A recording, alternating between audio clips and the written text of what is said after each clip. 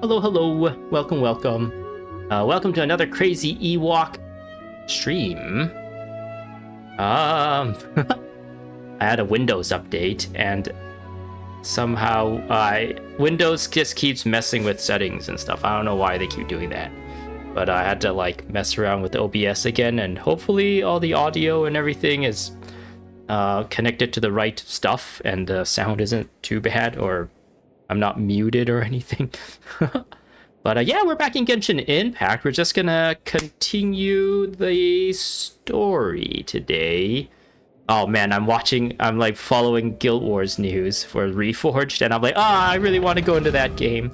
But then I did say I wanted to do this story first before going back into Guild Wars. But yeah, I'm kind of glad to hear Guild Wars is having like Reforged has been doing really well. Apparently doing better than they expected. So that I hope that's good news. I hope they're not just saying that just to like sound good. Hopefully it's actually true. But yeah.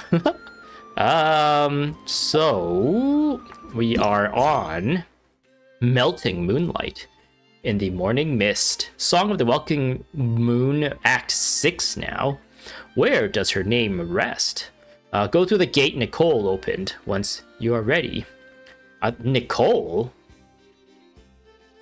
I thought it was Lauma who opened it. Am I misremembering things? Or did Lauma help infuse or test people whether they are capable of opening gates or not?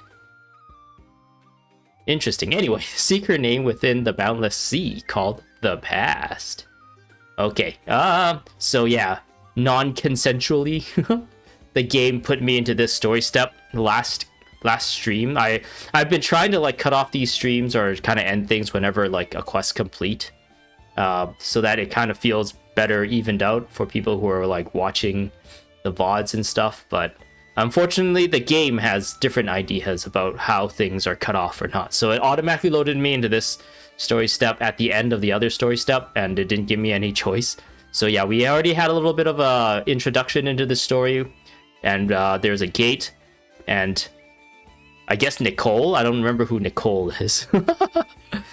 This person opened up the gate, and I just remembered it turns out to be Traveler, Arlecchino. Oh, maybe it was Traveler, Arlecchino, and Lauma. And then Nicole was the one who like... Oh yeah, Nicole! I remember Nicole now. Okay, that's the new character. Is she a Hexen Circle? She's the one who can't... She talks with her mind, right? Okay, things are coming back now. But yeah, Nicole was the one. It turns out it was Lauma, who is like a moon chanter. So she has like lots of moon powers. Arlecchino, who is the bearer of the iridescent moon marrow.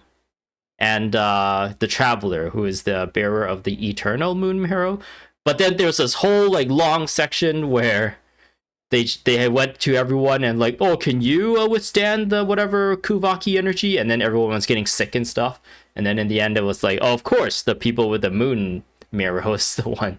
And the one moon person is the one that you end up choosing. Arbitrarily, coincidentally, we needed 3 people. And the 3 moon people were the ones who were eligible to open this gate. So yeah, I didn't really do much in between last stream and this stream. I think I might got a little bit of a spoiler. I know in the previous stream I was saying like, oh, if Columbina is going home to her moon, does that mean she's not going to be a playable character? I was on the maybe I can pull up the website here. So I have the wiki here just to try and follow. Actually, I don't. Let's click into this. See, I believe we already did the number 1 step here. But yeah, let's go to YouTube. I totally spelt that wrong, but whatever. Oh man, no, blah. This is a browser I don't normally use, and I think this might be incognito mode. We'll just search up Genshin Impact. No, don't look at that. Was it shorts? We have introduction to Columbina here. Didn't keep you waiting, did I? Why is it not working? Hello? Is it because of this? Why is it Venti? I didn't click on Venti, I clicked on this one. Hello? There we go. So they usually only have these. They even tell you she's Hydro. They usually only do this if they become playable characters, right? So does that mean I'll just exit out of this. Does that not mean she's gonna somehow decide, or whatever in the story, that she's gonna stay here in Teyvat and hang out with us a bit longer until she can actually become a playable character? Columbina the Anemo Archon. that was a weird YouTube thing. I don't know what they were doing there. But yeah, welcome. We got a chatter here today. I guess I can show the chat as well. Oh, I haven't set this up yet. That's the thing I've been missing. Does that work now? Kind of. Oh, cool. It says like sign in to chat. Oh, that's changed. YouTube seems to be changing things as well. The interface you normally see when you're live streaming and stuff on the YouTube Studio browser, like it's like a slightly different as well. So it looks like they've been changing things. Maybe we can make this a little bigger. Can I maybe hide it? Like, maybe even this? Wait. It looks like the chat. I'll just leave it like that. But yeah, welcome. We are going to continue this story. I slightly started it at the end of last stream when I was like wrapping things up.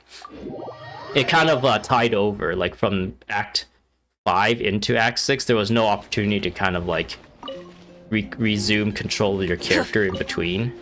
But yeah, I'm really excited to see how, like, now that like it seems like they're implying Columbina is like gonna be a playable character. I'm kind of excited to see what the story, how it will go about arriving to that. Like, what will make Columbina stay, pretty much, right? Or is she still going to be gone into the moon, back home, where she belongs? But then they're just Hoyoverse is throwing us a bone because they know that she's a popular character, so they're just going to release her as a playable character. But that has not happened in the past. I don't think there's any characters. Actually, let's see. There's no characters that are like dead or anything that is still playable, right? Oh man, I've really given up trying to get characters. Oh, I still don't have Albedo from like the vanilla. But yeah, none of these characters come to mind when, I guess, like, technically speaking, Zhongli is like retired, right? But he's still here. But he's still strong though. Aloy, I think this is the one character that everyone wants you to forget. Yeah, none of these characters. Well, Shenhe doesn't really. She's like forgotten. I feel like you don't see her a lot. So is this guy actually. He's kind of forgotten too. Haven't seen him all that much. He might pop up in like a friendly event or whatever, where you just see people pop up.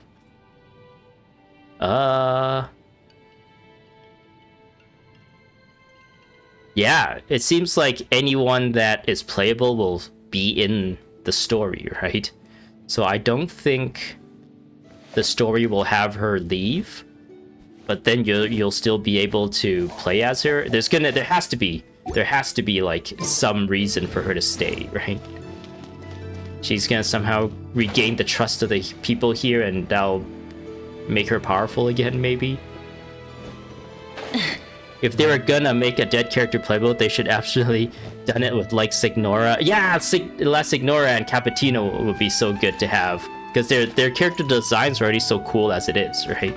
So if they ever brought them as playable characters, I think people will still pull for them, even though it might not make sense for the story. Like, if you see like El Cappuccino walking around, and you get to a cutscene where like everyone is sad that he's gone, you're like, wait, what?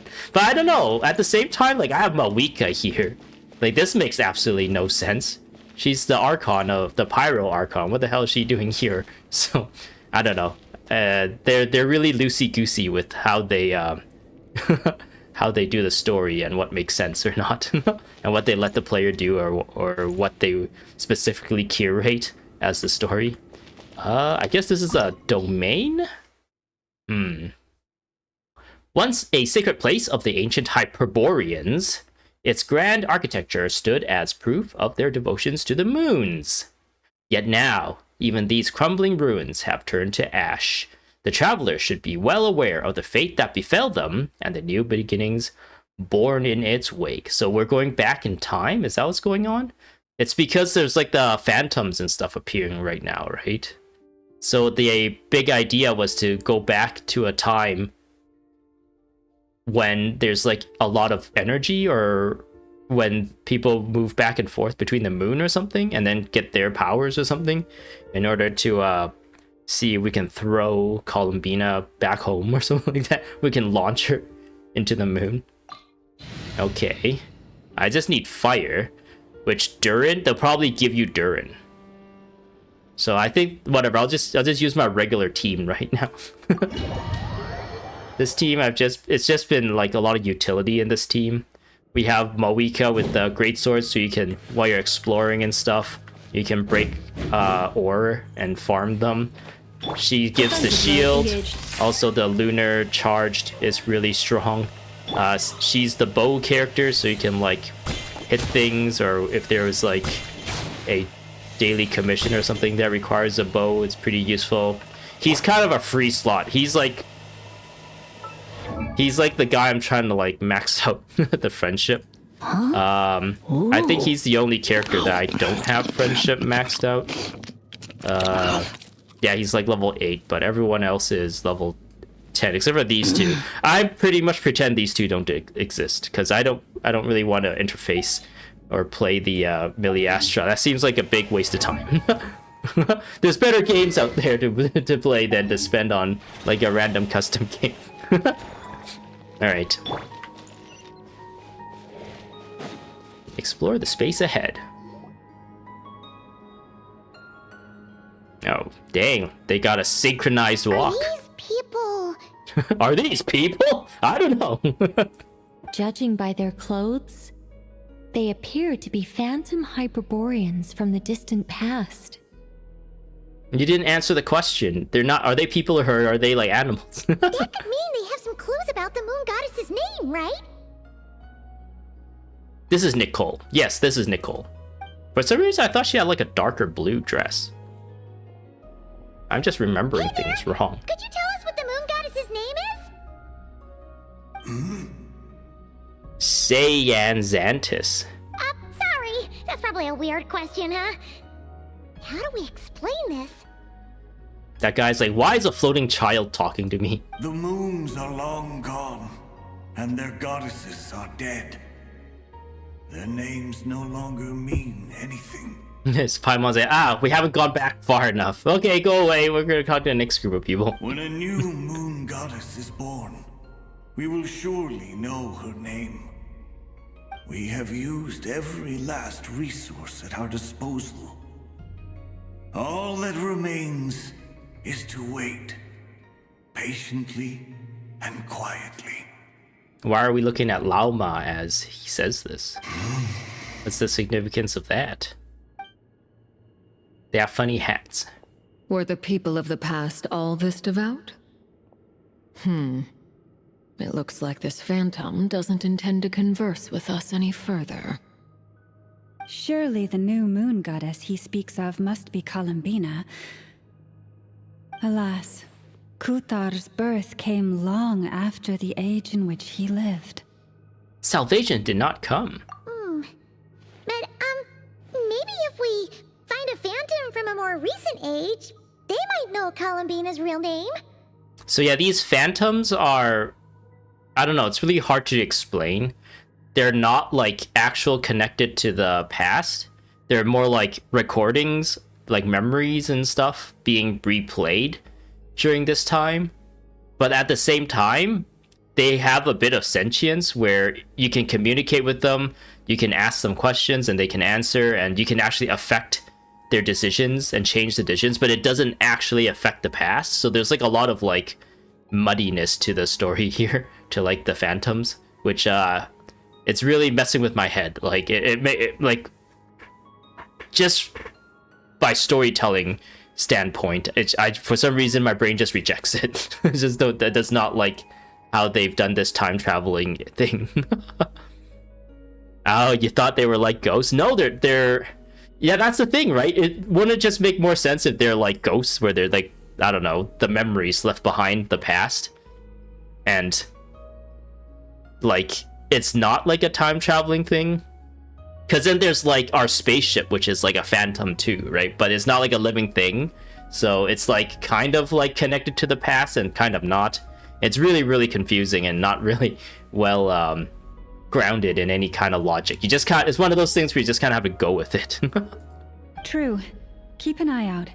We should be able to tell which era they're from by the clothes they wear. Nicole, nothing to say on the matter? Yeah, you've been pretty talkative this whole time. What changed? She's like, I've been trying to talk to you this whole time. My mental psychic abilities is being blocked. Oh, nothing. I'm fine. You all make good points. When the Hyperboreans speak of moon goddesses, they mean the three from truly ancient times. I can't imagine they would know anything about our current moon goddess. There once was a time when the moon goddesses blessed them greatly and protected them from harm.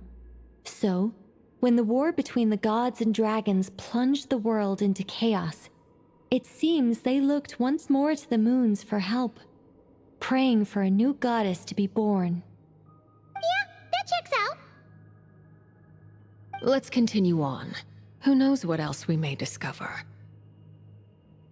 It's always nice to have Arlecchino in this story, because her character is pretty cool. I feel like there's a bit of favoritism here with Arlecchino. It seems like the devs also really like that character, because they're giving her everything. She's like a leader of an orphanage and a bunch of she's pretty much training to be like her own spy agency. She's defeated like a lot of crazy harbinger, well, not a lot, just the one, right, that the mother, and then took over her spot. And now she's a bearer of the iridescent moon marrow. She's just like she's just that powerful. But apparently that's because of her past. The people who worship the iridescent moon, or the descendants of the people of the iridescent moon or something, Arlecchino's like blood tied to them in some way. Because of the X in her eyes, that's how you kind of see how that works. Visual representation. All right, there's no chest back there that I've missed, right? There's a door blocking this path. Not a problem. Try this. Okay, press the button. Oh, we took the button. No! How did that Put it door back. suddenly collapse? This device was maintaining the door's integrity. Remove the core, and the device stops working. Is this time travel? What's happening? Are we messing with time right now? Uh-oh, I think I broke it. Okay, there we go. Oh, why did it fall down? Oh, I guess you can't take it with you. Oh, you had to be standing by one of these things. Boo. I feel like this nation's like power is the most jankiest so far. In Fontaine, it's pretty simple. You just dive underwater and you can swim indefinitely, not worrying have to drown when you run out of Is this our stamina. destination? Impressive. More precisely, this is a device that will help us reach our destination. Let's go. We still have a long distance to cover. In Sumeru, I think it's just like you press T on those things and you fly to them, right? Which is pretty straightforward.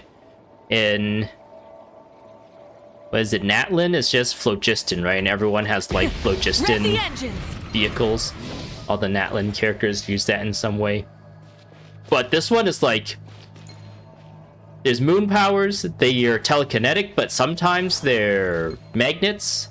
Sometimes you just attach to them and you start grinding on rails.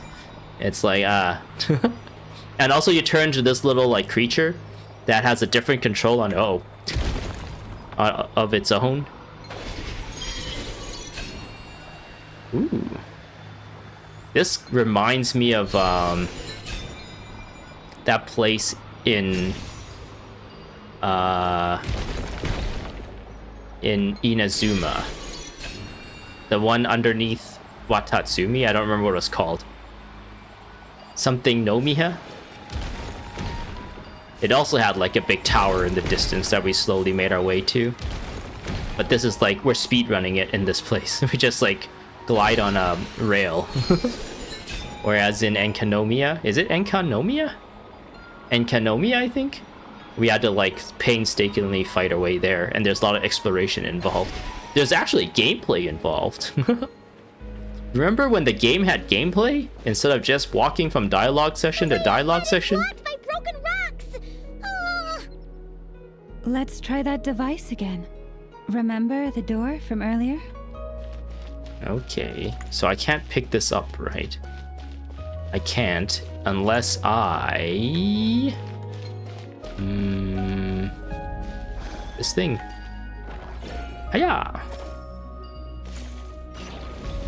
Yeah, the puzzles are Reverse too! not really puzzles. It's just do a chore.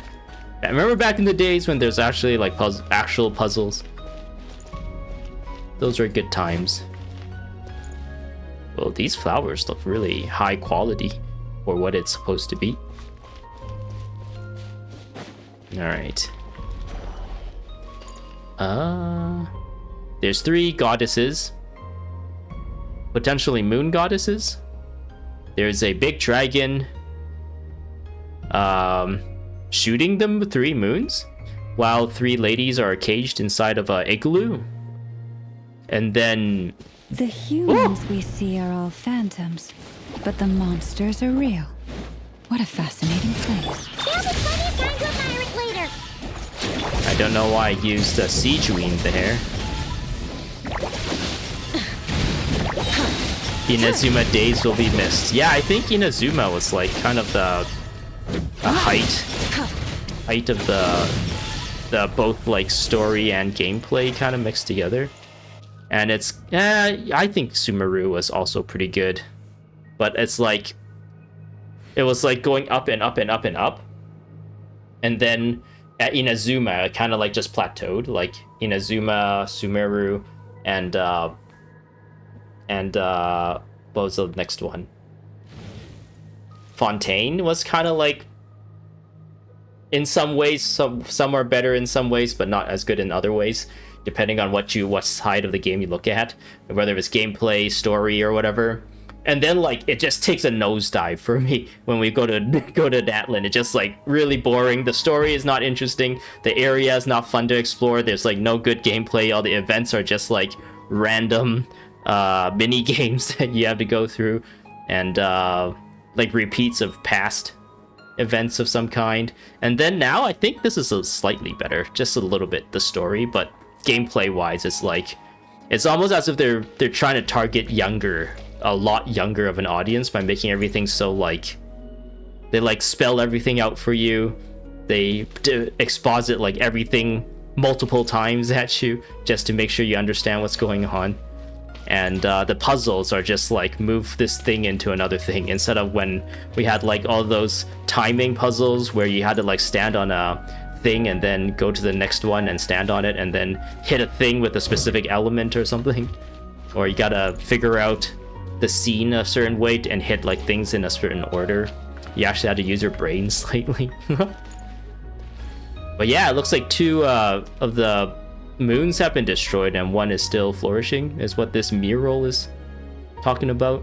Some giant dragon caused the moons to get destroyed, maybe. Ooh, there's a whole bunch of artwork in here. Seems pretty old. Nicole, this is probably your area of expertise. What do all these paintings mean?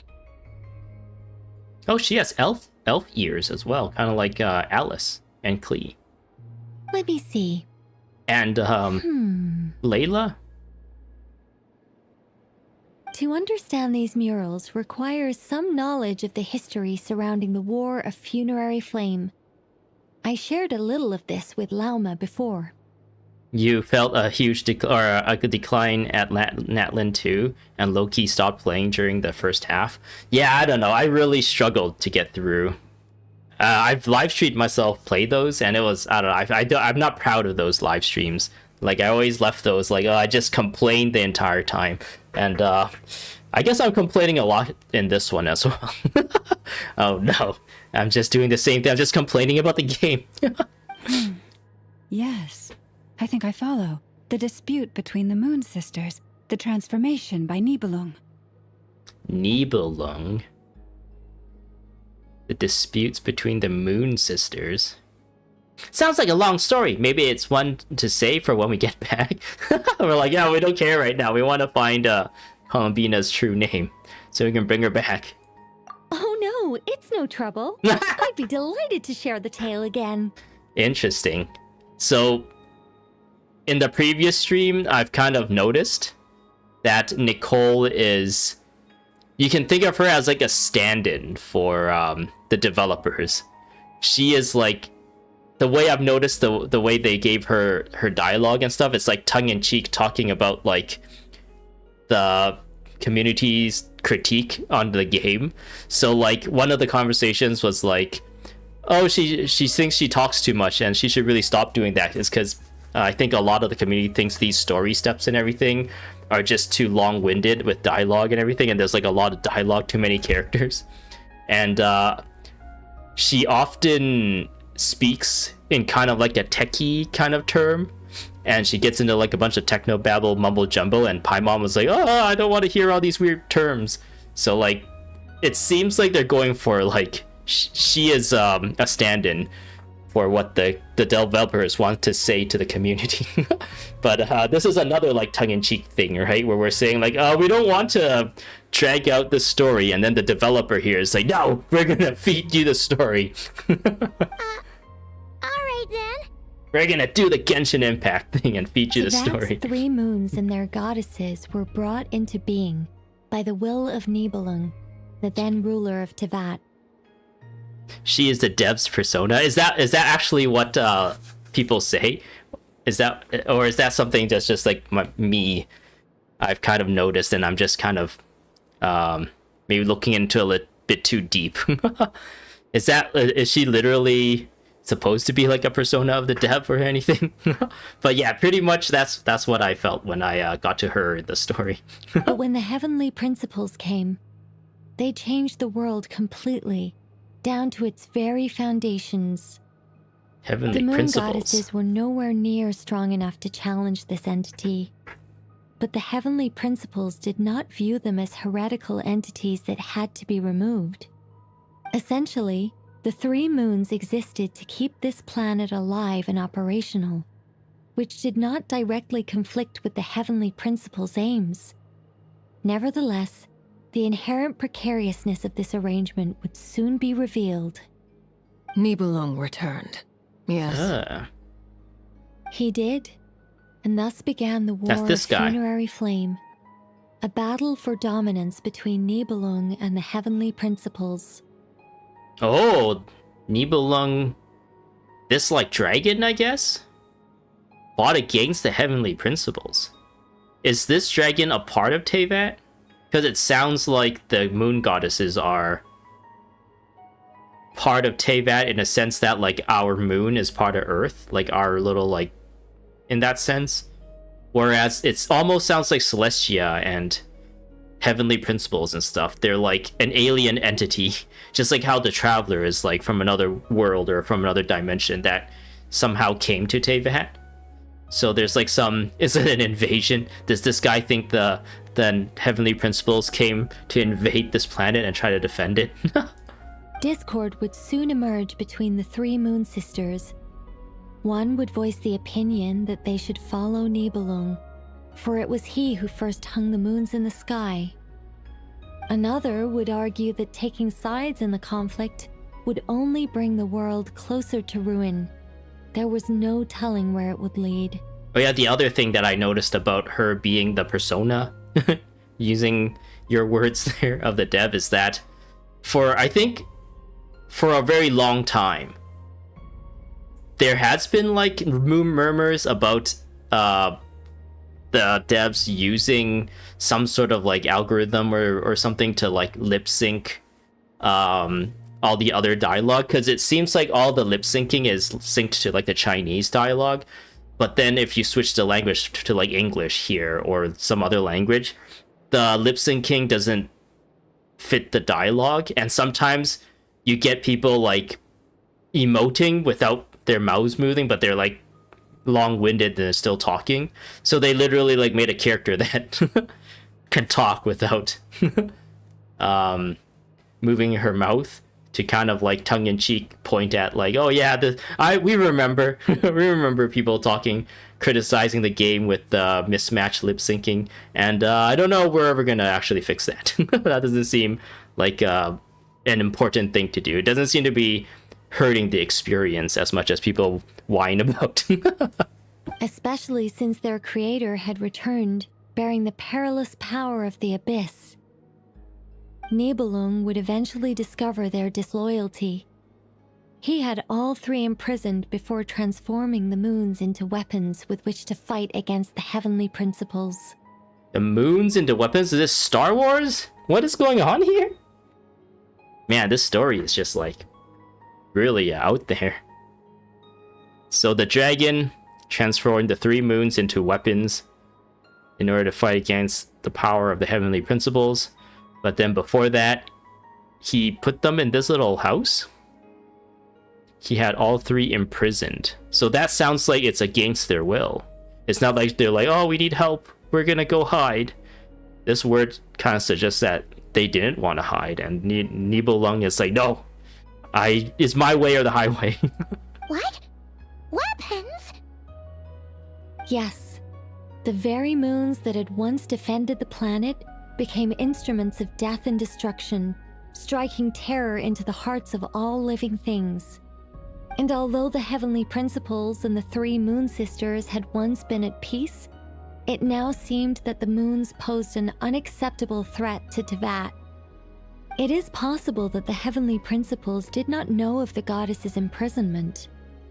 If so, the weaponization of the moons would surely have been viewed as an intentional breach of the peace agreement. Peace agreements? What? Are we missing something here? I feel like I've tried to pay as much attention to the lore as possible, and I feel like I'm missing something. So imagine what the normal person's like experience would be if they're just skipping through dialogue, like, yeah, okay, yeah, I kind of get what's going on, and trying to get to the end of the story just to go get the rewards out of it. They'll be so lost, right? Or maybe they're so like checked out of the story already that they just don't care. What happens then? Regardless of who knew what, when, the heavenly principles shattered two moons and flung the other beyond the skies. Oh, so this one's like really far away then. For some reason, this reminds me of one of the story arcs in this anime called Gintama, where the main character gets his balls stolen and they're represented as like these golden balls. Whether the goddesses managed to escape Nibelung's captivity after his fall, nobody knows. But this much is certain. From that day on, the moons no longer belonged to Teyvat. The rejection slowly drained their power until eventually they passed away. You'd like to think of it as all the characters are telepathic. It's silly, but it's really funny to you. So like, they just move their mouths just to like pantomime talking, but they're all just like telepathically talking to each other. There is a lot of like instances where like Paimon and Traveler, for instance, they just look at each other and they kind of know what each other are talking about. Or we get to like hear the thoughts of certain characters, like Yehoda in recent memory. You often hear what she thinks, even though if we're playing as the Traveler, we're technically not privy to that information, right? So there's a lot of instances in the story where we kind of step out, and the Traveler she's just the main character, but she's not the stand-in for us as the player. We are still like a player witnessing the story play out, so we get privy we get to see like what other people think and stuff, even though technically if we try to be in the shoes of the traveler, it doesn't make sense for that, right? Or are we just saying that the traveler is such a personable, sociable person that she can kind of read the room so well that just by looking at a character like Yehoda's body language and reactions and stuff, that she can kind of guess what she's thinking. So that's the full story. You say the moon ceased belonging to Tevat from then on. Why then would Columbina be born here? They're like their fish. That is perhaps due to the lingering connection between the frost moon, which was not shattered, and this world. You could see it as the three sisters' dying wish. They never desired war. All they ever wished for was to protect this land. Okay. I see. If the final fate of the three goddesses is as you say, then Columbina faces the same grave danger. Our investigation has yet to bear fruit. We must hurry. Yeah, you're right. Let's keep going. Says Arlecchino. We must hurry. While we stand here and listen to Nicole give us a nice retelling of the story being told here. Should I? I don't need to bring that with me. I don't think I even can. Oh, wait, maybe I can. Zoop. Zoop. Does that do anything? Oh, it just lets me keep it, bringing it with me. Are you? Are you? Ah. There's a hole in the ground. Can I go to the other side? Nope. Invisible wall. You can Assassin's Creed double assassination them. Hiya! Are they praying together? Why? Why do the creators of this world no longer show mercy upon their people? Remember his words. We must change our fate with our own hands. Manuk Saithis. Some very interesting names. I wonder what culture they're drawing from this time around with all these names. And I guess their attire maybe as well.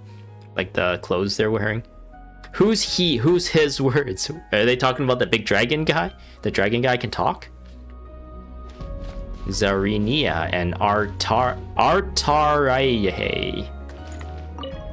Should we trust him to keep his promise? We have to. There's nothing else we can do. I see they want us to be questioning who this he That's is. Who is he? Okay, as I said that. Is something wrong? No, not really. It's just that over 30 possibilities emerged in my head, so I can't be sure who he is. It's been too long. My memory isn't as sharp as it once was. Oh. Okay. 30. Wow. Impressive. Yeah, as I was saying, Nicole also chimes in with the exact same thing I was trying to say. They want us to focus on the he. Who is this he? Whee! Oh, here we go. Whee! Wow, look at this place. I don't know. I think in Enkanomiya was cool when we saw it for the first time, like structures like this. But now it's like now that we've seen crazier stuff in Natlin and whatnot, it's actually not as impressive now to see. And like some of the summer events and going into some of those domains, this is not as crazy as some of the things we've seen in the past. It's still pretty impressive though. We're finally here. Guessing we'll need to activate this thing? You got it, Indeed. Paimon. I was a little worried about that at first, but as we got closer, I sensed that the Kuvaki within it flows unimpeded. It should be functioning normally. The only issue is how to activate it. It's looking a little worse for wear. We do the time travel thing and reverse the time. What about the cores from some of the other devices we've seen? Yeah, Can you that's repair it using those. In all repair. likelihood, yes. I imagine that would have been the Hyperborean's backup plan. Let's look for some cores. Okay. So we gotta explore this place a little. Is there gonna be any combat at all? Elemental sights! I guess I could just follow where it tells me to go.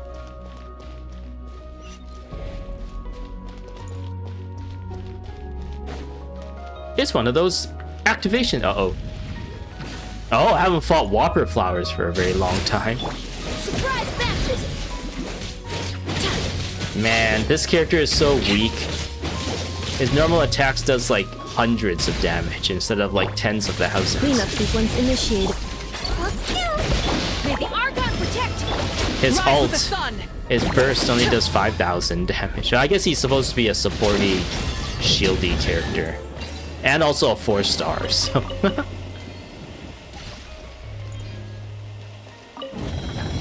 Yay! I guess stand by this thing. Are you? Okay. I'm guessing I need to keep, like... If I walk away from here, it drops down, right? Yeah, it does. So I have to, like... If I want to carry it with me, I have to, like, follow this. Actually, no. I guess I just keep walking and then suck it whenever I get close to one of these plants. Man, I really want to just explore, like, kind of go at my own pace. But experience tells me that there's really no point doing that in this game. They don't really reward that. They don't reward that at all, actually, whenever we come to a domain like this. It's very, very linear. But how do we get across? That's a good question, Walk up, Paimon. Then jump down.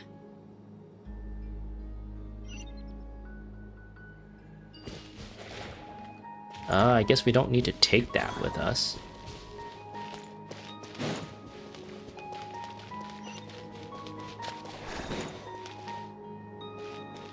Can we break that? We can break the... Oop. Use Kuvakian power state and insert the core into the device. I needed to bring it with me. Boo! Whee! I guess we can go here, grab that. Does that mean the door? Oh wait, that the thing collapsed.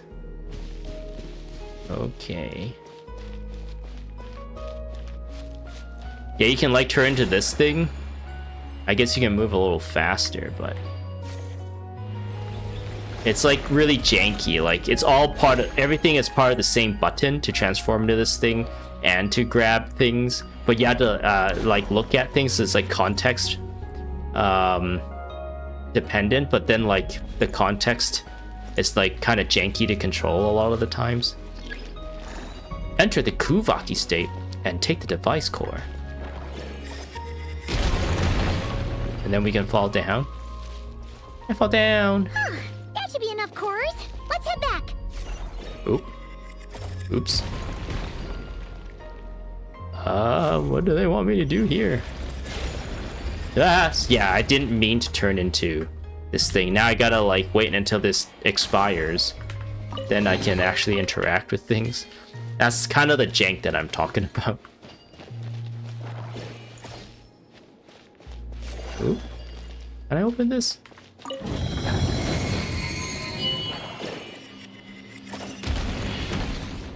I gotta take both of it.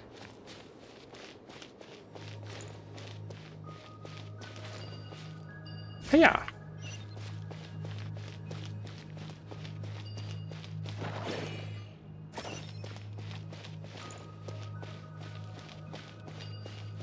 Yeah.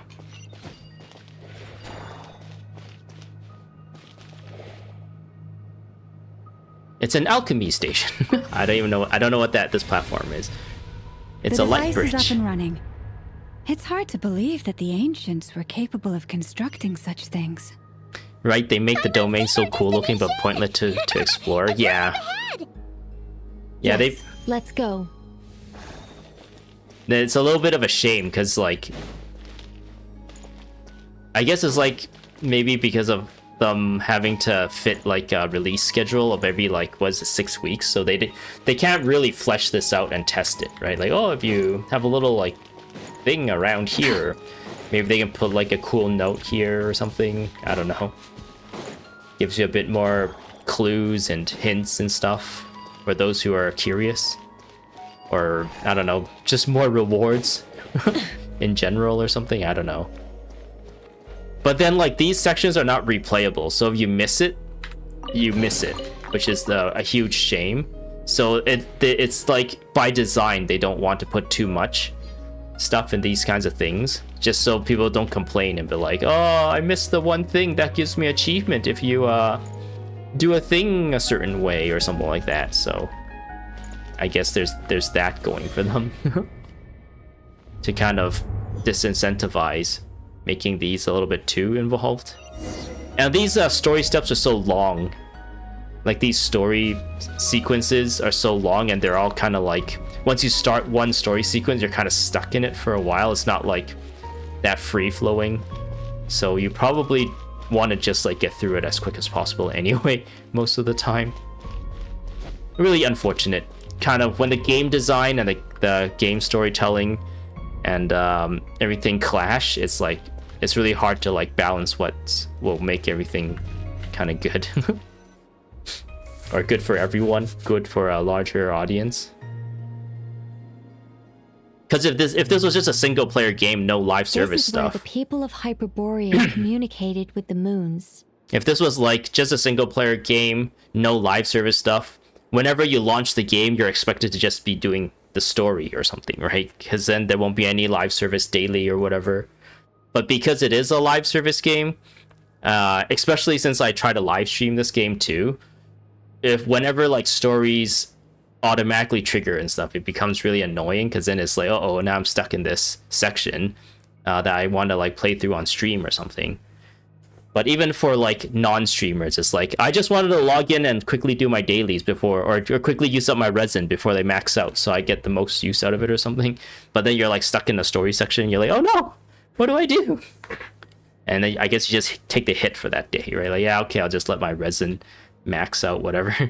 I don't have the time to play through this story right now, especially if you're really interested in this story and you're like, I don't want to skip through this story either, but right now there's like no way for me to be like, I want to just exit out of here and go talk to Catherine to get my, I don't know, commission dailies rewards or something. We need only place the moon marrow upon this platform Wait, what? on Moon Prayer Night, and we shall be able to open a portal to the moon and send our moon goddess back home. Yeah, they said moon a bunch of times there. Wait, we actually got to give up our moon marrow? I thought that's like superpowering us. It's superpowering Arlecchino. The assumption being, of course, that we can find her first. I've got a question. The moon is beyond the sky, right? That's right. You want to know if it's safe there, don't you? Exactly. It might have been corrupted by the abyss. And yet, she has no choice but to return. No You know choice. this. No choice. They're really hammering home the point that she's gonna have to leave Teyvat because this place is like draining her powers, right? And she needs to go home where she can actually thrive and survive. But then she's teased as a playable character at the same time. That's not the only issue here. This is the end of the line, right? We've explored everything we can. And despite looking at historical artwork and talking to people from Hyperborean times, we're still no closer to learning Columbina's name. Oh no, everyone sighed. If it's not too much trouble, could you tell me exactly what Alice said to you about finding her name? Oh, does Alice actually knows the answer, but she doesn't want to like... She wants to be like... I guess she called herself the final boss, right? So... she just doesn't want to... She wants to like watch us. We are her entertainment. She wants to watch us figure it out. Oh, sure. What she said was... Then your first job is to find it. As a moon goddess, I'm sure she must have a name she identifies with. Neither Columbina nor Kutar is her true name, and she's never really accepted either of them.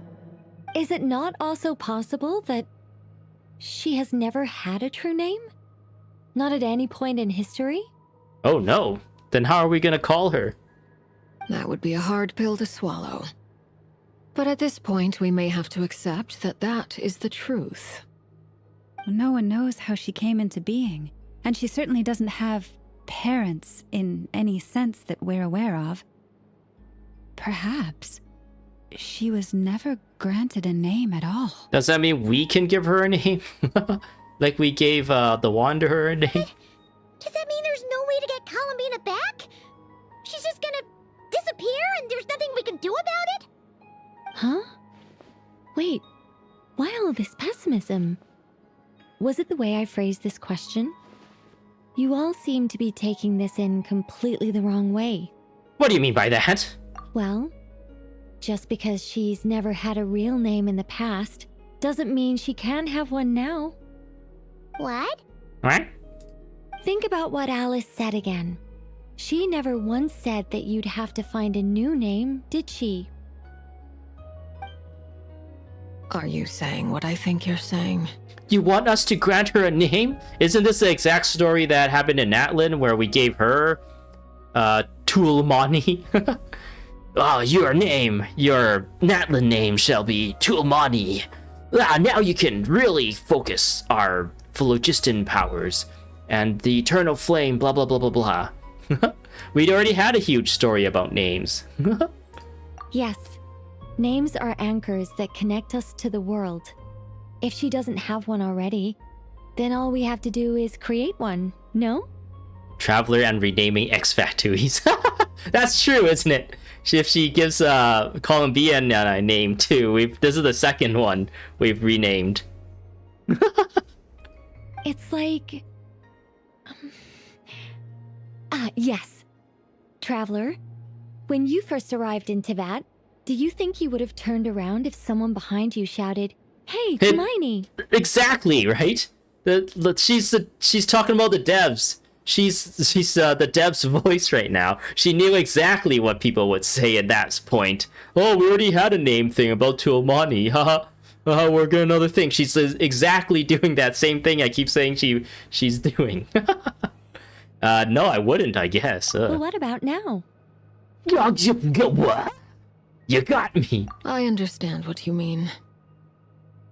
Life is a long journey. Even the friends and family by our side can change over time. Yeah, everyone has like millions of names except for Paimon. She's like Moonchanter, she's Lauma, she's... I think those are the only two. She's the Father, she's Arlecchino, she's the Knave. Those are the only three I can think of. I don't really know her too much except for Nicole. But I think she's also a Hexen Circle person, so she must have another name there too. And we have like a billion titles and names and stuff at this point. When people call you by different names, what matters isn't so much the words themselves, but what they symbolize. And of course, whether that resonates with you. Ether. Why do we get to see Paimon's little hand in the corner here? She just so happened to be like floating there. We get to see her little hand. So, close your eyes and picture the moon goddess in your mind. If you were to call out to her in this moment, what would you say? Just call her Columbina, I don't know. Thinking of names, naming things are hard. Columbina. Oh, yeah. They actually just straight up call her Columbina. Columbina. Well, of course she would call her Columbina because that's how she known her. That's what she's known her as, right? Paimon would call her Columbina too. Well, she has long forsaken everything that Kuthar represents. I think from now on I should call her Columbina too. Well, it sounds to me like you found your answer. Her true name was her old name all along. Are you sure? Is it really that simple? We haven't found her this whole time, and not for lack of trying.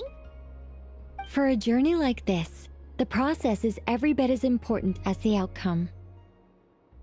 Had you not searched far and wide, rejecting every other answer you were offered?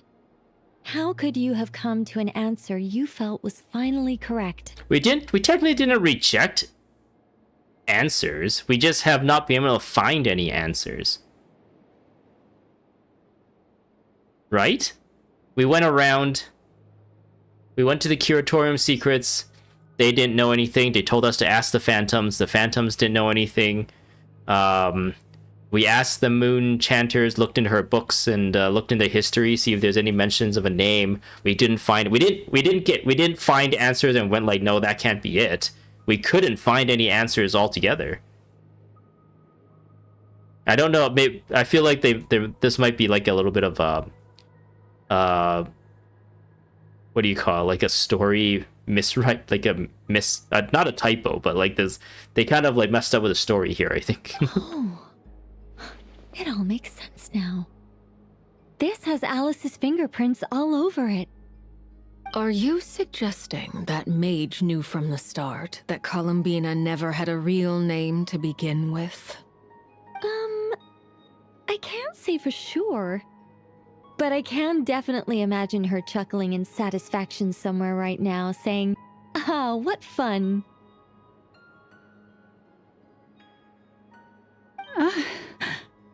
Wait, what? Yeah! Lauma, your antlers! They're growing bigger! Wait, what's happening to her We antlers? should hurry. The festive moon has begun to rise. Do not worry, for when you called the name Columbina just now, I could sense that the power within was enough to summon back the moon goddess. Wait, what? You can sense it? How do we... Are we supposed to just trust her to her word? Power within what?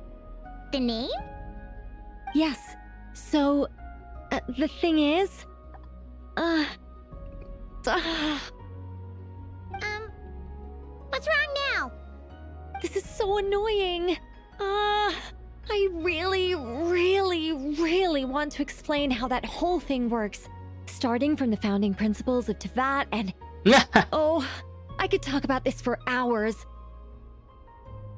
So yeah, this is, I feel like, also a nod at that whole thing where, like, the devs, they just want to keep expositing story at you.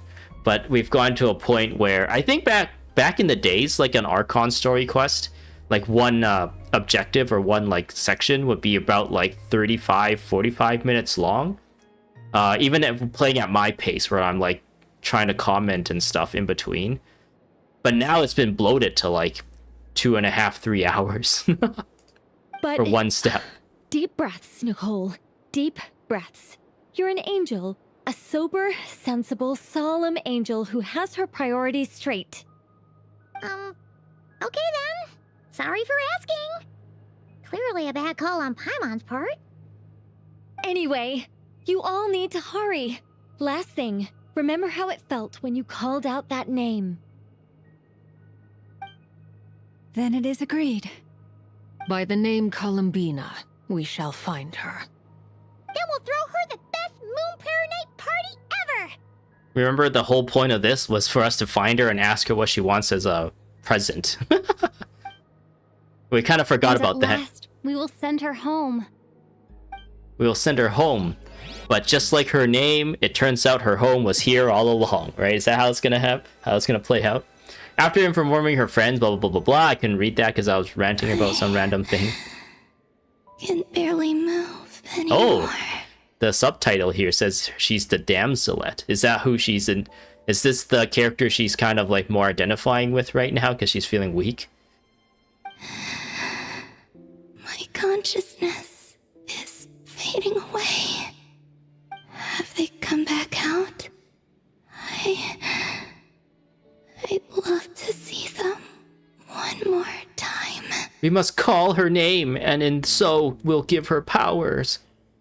We empower her name. Ooh, do we get a cutscene here? Hey. They didn't make it.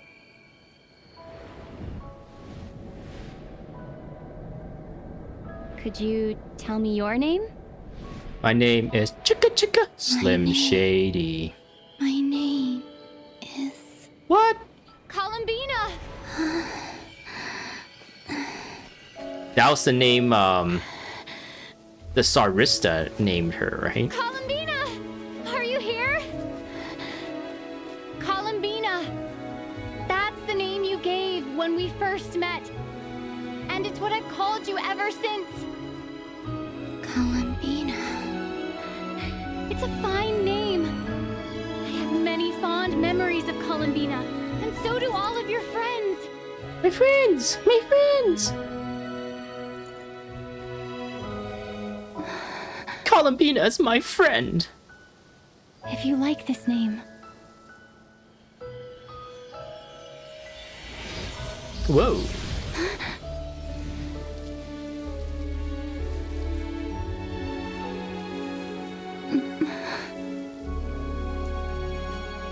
Looking for me?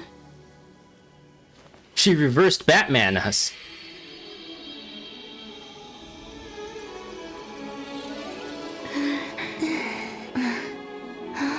I like it. You can carry on using it. My name is Columbina Hyposelenia. Well, where did she get that second name part? Hyposelenia. Columbina Hyposelenia. That's a wonderful name. Is that referencing to something that I don't understand? I never thought that Columbina would become my real name. But after I met you and my other friends, the things that this name stood for slowly began to change. It went from being a Fatui code name to something my friends call me.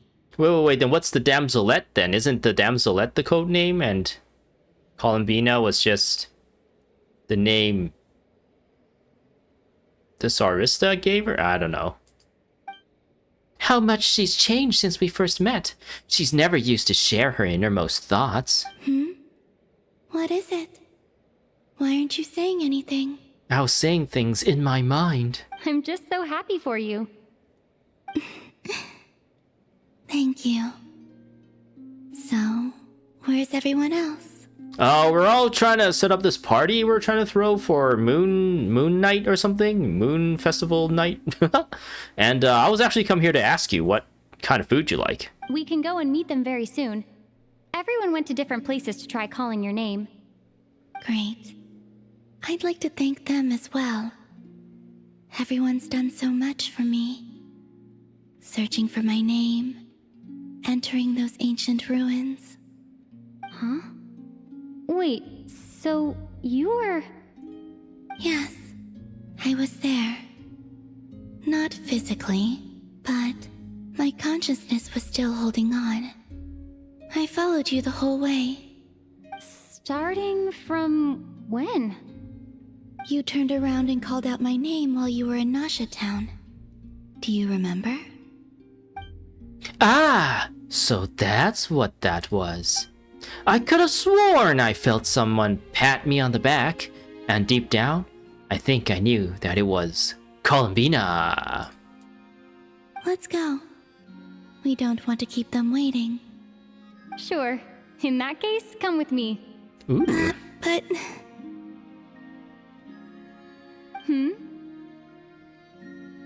Hello. Hello, welcome. We have another person in chat. Hey, today I'm getting more people in chat than normal. Before that, could you call my name one more time? Columbina, what was the second part? Histomos Mathblimblarb? Sure. Come with me, Columbina Hyposelenia. Hyposelenia. Hypo meaning the lack of, selenia, selenium. Lack of selenium in blood. Columbina spreads a good news to your friends by way of small animals and kuhenki. But since not everyone speaks Critter's sign language, some friends took longer than others to get the message. Columbina. Oh, this truly is wonderful. Nah, they have hugging emotes now. But she's so much taller than her that he's like hugging her head. Lauma, I can't... Oh no! Where her face is suffocating her. Just in Chubby time for emu. Oh, you know prayer about night. Chubby emu as well? Good to have you back. Yes, it was a Miss Chubby emu Columbina. reference. Yeah, we were worried sick. Thank you, my friends. With your help, I now have a name that belongs to me. Columbina hyposelenia. Where's the second half from? You added it yourself? That's right. It means... Born beneath the moon. What? Yes. Not lack of selenium in and by blood? extension, it can also mean born beneath this world.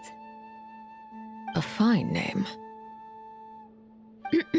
Now, as much as it pains me to interrupt this beautiful reunion, I feel obliged to remind you that the Moon Prayer Night celebrations in Nasha Town have already begun. Don't you want to enjoy the festivities? There's so much to see and do. And some of the ambient lighting and entertainments were sponsored by the kind souls in the Hexen Circle. Nicole? Why have you turned into Dodoko? That's what I was gonna ask Paimon, but I thought you were gonna do it anyway, so I prevented myself from So doing it. you're Miss Nicole. Thank you for helping us, and for helping me find my name. It's nice to finally hear your voice. You're quite welcome. Guiding lost people to hidden treasure is what we Seelie do. Wait, what? She's a Seelie? Has it been established? Because we did see a Seelie during this story, right? Has it been established that Nicole is like, kind of sort of like the queen of the Seelies or something? And if you ask me, spiritual treasures are far more precious than material ones. Chests are all well and good, but this was what it's all about. Ah, so satisfying. Anyway, I had to go help Alice. It seems like she ran into some trouble. That's why I couldn't be here in person. Okay. But don't worry, we're with you in spirit. We'll be celebrating right along with you. Keep an eye out for the Hexen Circle's festive stalls in Nasha Town. I think you'll like what we came up with. Alice said she even managed to rope B in this time. Oh, The who's Frostmoon B? Scions have also prepared various attractions. I believe Aino, Ineffa, and their crew are setting things up as we speak. Oh, we're going into the Frost Moon, or the Moon Festival now. On that note, Nefer, about that request I made. It's all in hand. Yehoda is on site to ensure that everything goes off without a hitch. Wonderful. In that case, Traveler? Got it! I don't know what we got. Come on, Columbina. It's time to celebrate Moon the Prayer best Night, Moon that's what Prayer it's Night called. Ever. The best Moon Prayer Night ever! Hexen Circle Dotokos are so cute. Yeah! I wonder if they sell, like, plushies of them. I feel like they would make a killing if they made a, like, mass-produced them. With all the different hats and the different colors. Oh, we got another cutscene. Hey, young lady. Would you like some Moon Prayer Night candy? Here, have some candy. Happy Moon Prayer Night. Oh, yeah. I almost forgot to say. Welcome home, Moon Goddess. Hyposelenia is about to become hyperglycemia.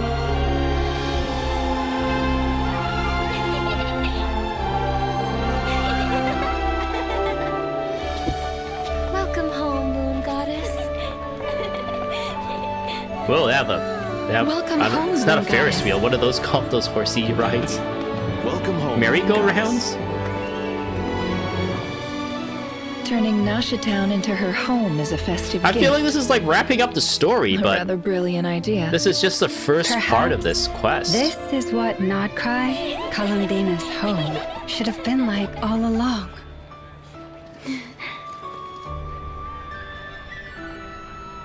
Thank you for the gift. I like it a lot.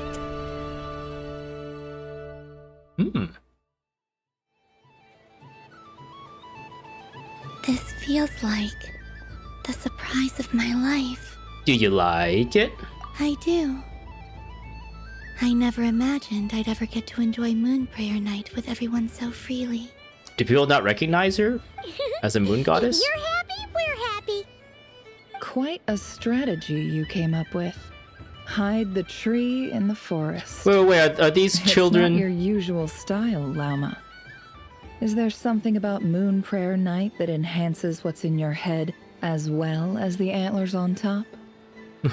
I was gonna say, are these like ladies cosplaying as the moon goddess? They all have like the headdress and everything. Apparently so. It even inspired a perennial penny pincher to use their resources for a greater cause. It truly is a magical festival. They don't like each other? I see it now. This bickering is actually a sign of a strong relationship. Yeah, I really like how they always place Lauma at a side profile, and you really get to see her curves. Huh? What's everyone doing here? Oh, there's a festival going on, Durin. Just look around you. Oh, Miss Columbina, you're back. Yes, I'm fine now. Oh, hi, fine. Thanks for your concern. I thought your name was Columbina. How's your progress with Alice's assignment? Very well indeed. I've never heard her sound so excited. Isn't she always quite excitable? Not like this. This time her excitement seems more serious. Seems like she's had a major breakthrough. She said she'll contact us once she knows more. In the meantime, we're free to relax and have some fun. Enjoy the time off while it lasts. I have a feeling that our next task won't be so simple. Oh, interesting. Oh yeah, I couldn't think of a name for the Wandering when this thing became a thing, and I just named him the mushroom fungus guy that Paimon came up with during the event that also happened at the same time. And I thought that item they give you is like you can infinitely use it, so I was like, oh, I'll just use that item whenever I see or I think of a name that I want to change it to. But then that's only one use, and once you use it, you never get to change his name ever again. Which in my mind is like, you already have the capability, the feature like programmed into the game. Just let the people have that item forever, right? And let them like change his name however many times they want. It doesn't really affect anything, right? Unless they're afraid people might try and exploit that and try to find exactly how they can get around their filter, like their word filters, to filter out like bad words and stuff. Maybe they're afraid people might want to do that, but at the same time, it's like people can already do that with the chat in the game and stuff anyway, right? So why don't they just give you that item and then you can like change his name to whatever you want, whenever you want, however many times you want, because the item's in the game anyway. I think it was the same for the Tabletlosaur that was part of Natlin. I still have a few things to attend to at the Frost Moon Scion stall. And I think I'll take a look around. With any luck, this once-in-a-year festival will come with once-in-a-year opportunities. Hold up a second. Where's Varka? What is Yehoda looking at? I believe he made a beeline for the flagship the moment he entered Nasha Town. He's gonna get drunk. That's Mondstatters for you. They know what they want when festivals roll around. Man, that actually does not look safe for these people. Maybe it's going, like, you go up so high, so if they fall off, they can get hurt.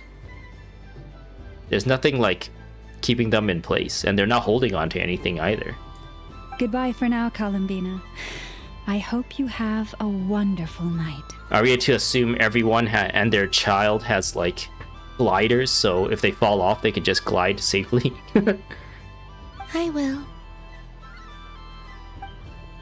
Okay, so everyone's gonna enjoy the festivities. Stand there. Get out there and have some fun. You'll definitely get a warm welcome at every stall. Oh, also, take this map with you. It's a guide to the festival. Now, when do we receive this? Whoa, oh, okay. We have a whole thing. I guess that's the next part of this story. We're actually gonna have a little date with Columbina, and we can do all these things together. Head to the Frostmoon Scion's booth area and talk to Yehoda to play Frostmoon Scion's Balloonimals.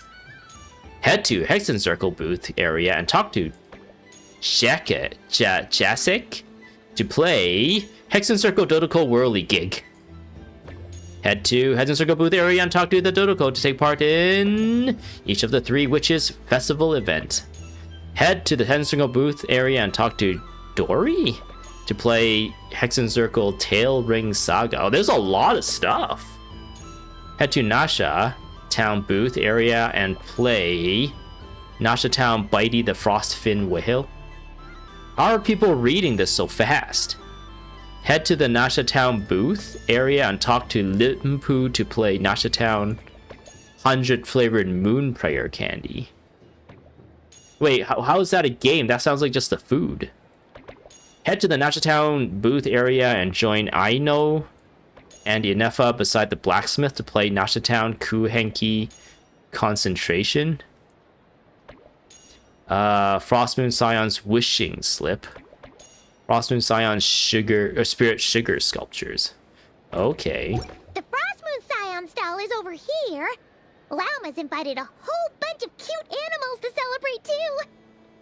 Over there is the Hexen Circle section. Alice seemed more excited than anyone about this festival. Alice is in a little Dotoko. She insisted on making it a grand affair.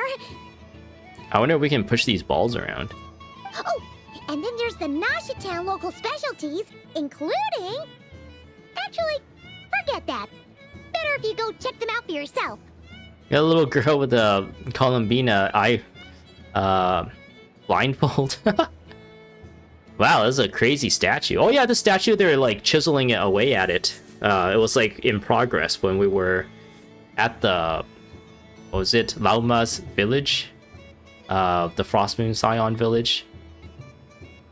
It was like part way done, right? Thank you.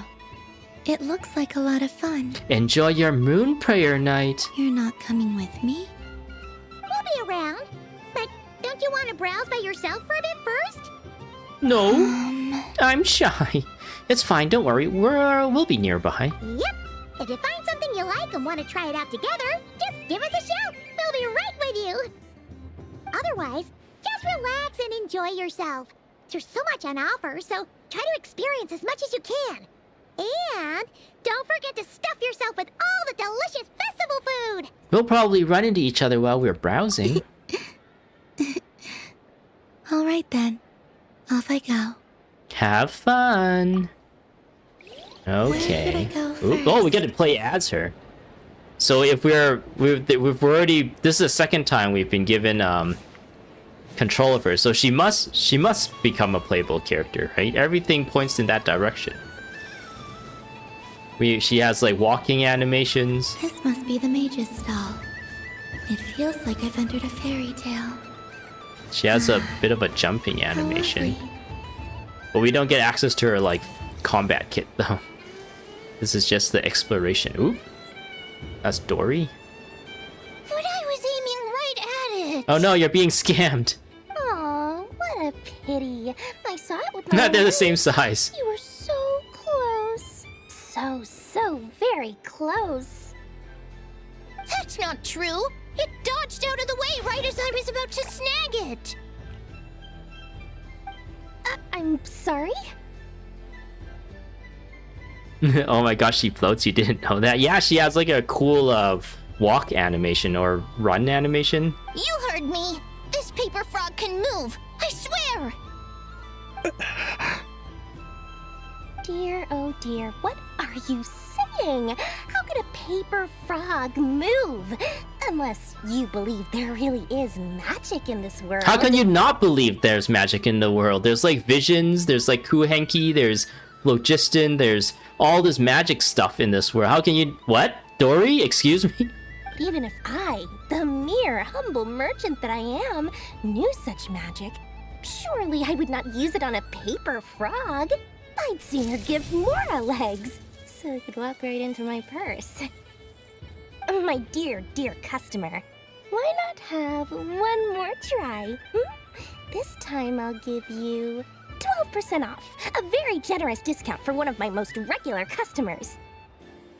Just think about how much experience you have under your belt now. You're sure to win the next one. Darn, I used up all my coins. I'll be right back. Just gonna fetch some more from my house. No, don't buy into the cryptocurrency. Take your time, but It's a don't take scam. too long. This event is Moon Prayer Night only. miss it, and you'll have to wait a whole year before I'm back. Next customer, please. Welcome. I wonder if we're gonna figure out a way. I guess she can maybe talk to them? I don't know. Whoa, whoa! What's this big one doing over here? How do I tell my employees not to go running around this time? Shooting them a glance won't work. I haven't known them long enough. Dory? Why are you hello scamming there, children? Miss Columbina. Would you like to play my ring toss game? The rules are very simple, and it's easy to get the hang of. Dory's saying this as if she doesn't have a genie in her kit. Yeah, she has like a genie, just like in a lamp. How much for a round? I thought it was widely known that there's like magic and stuff in this world, so it's really weird for me to hear Dory say, "Do you believe in magic?" It's like, hell yeah! There are people who can punch holes in the sky. Oh, first time's free. Not a single Mora. After that, well, we can cross that bridge if and when we come to it. But with your sharp eye, She can't see. Sharp skills. Oh, that's why she... You'll win all the prizes in one fell swoop. That was an obvious enough hint for them, right? Right? Alright, let's see what we got. Hold the ring toss button to aim at the prizes. Columbina will toss a ring, then when the button is released. Okay, let's see here. Hiya! Here comes the ring! Oh, Hiya! Hiya! We're cleaning house. Change tracks. We're cleaning house, But they're all moving. Should we move or not? So... Just a tiny bit. Alright. Wouldn't the girl see them all moving anyway? Let's see now. Wow, very good. That's the highest score we've had all night. And here's your prize. Oh, we got a little dodo. How about another round? Can we have one of those for As real? the cost, Happy Moon Prayer Night, Miss Columbina. Happy Moon Prayer Night, Durin and Hat Guy. Are you here to play the game? Yes.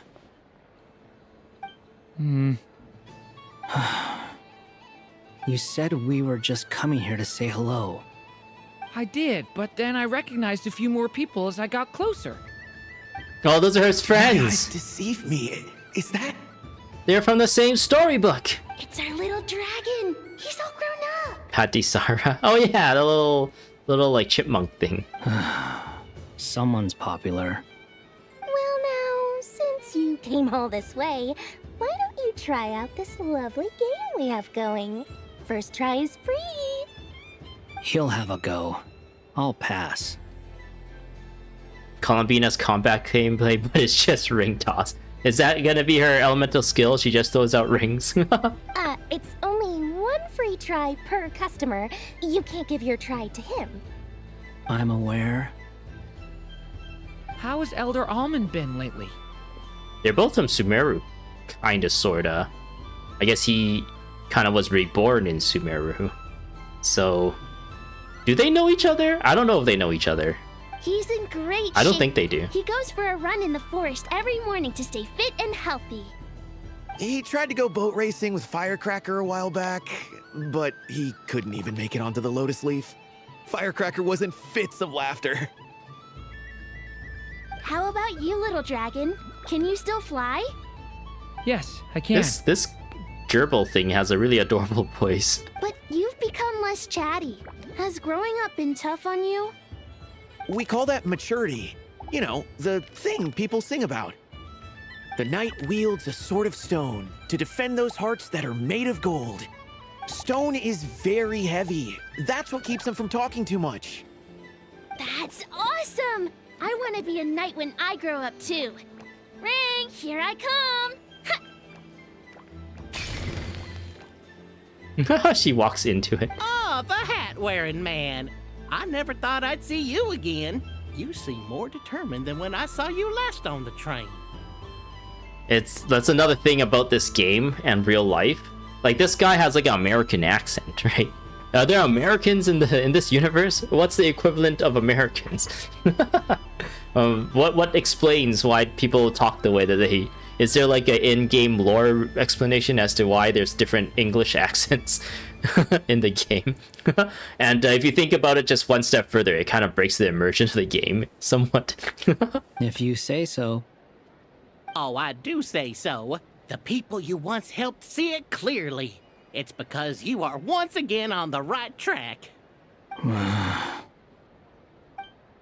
May the engine in our hearts propel us to the station of our dreams. I can move! I can move now, Roselle! What are they doing? Running into the rings like that? Because they're friends, silly. You got them Now all we're so scamming her. quickly. We're all teamed up to scam Dory. I have never seen anything like this in all my travels. Is this guy actually an old friend of theirs?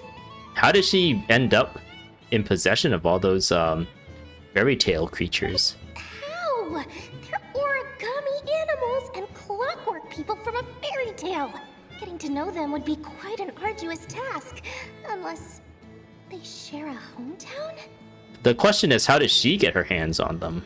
I have to get to the bottom of this. Next time I see the great mage Alice, I shall demand Did answers. Alice scam her with this? Thank you, Dory. I had a lot of fun. So, now for your prize. Where did I put it? Give me a moment to dig it out.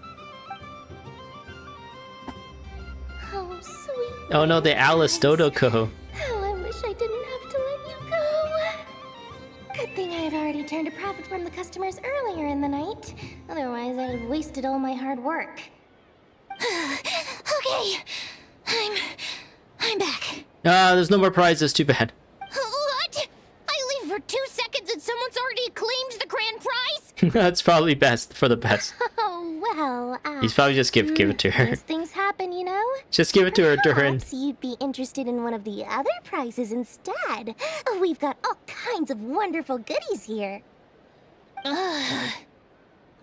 It's just not her day. Is this the thing you wanted? Here, you can have it. That's the Nicole Dodoko. Huh? But... Don't worry about it. It will be happier with you. Oh, thanks so much, miss. Moon Goddess. Oh, goodness gracious, Columbina. Give me strength. How am I supposed to make any more money from this child at this rate? she plans to continue to scam the child. Daddy, look! That's the game I was telling you about! You see, son, this is a scam. Don't let people scam you of your money.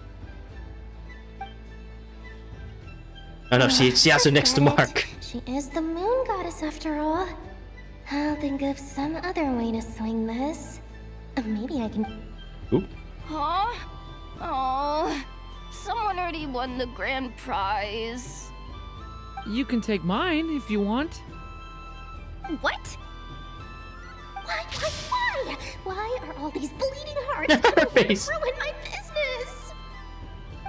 Happy Moon Prayer Night, everyone. Oh man, these things are huge. They're like bigger than their heads.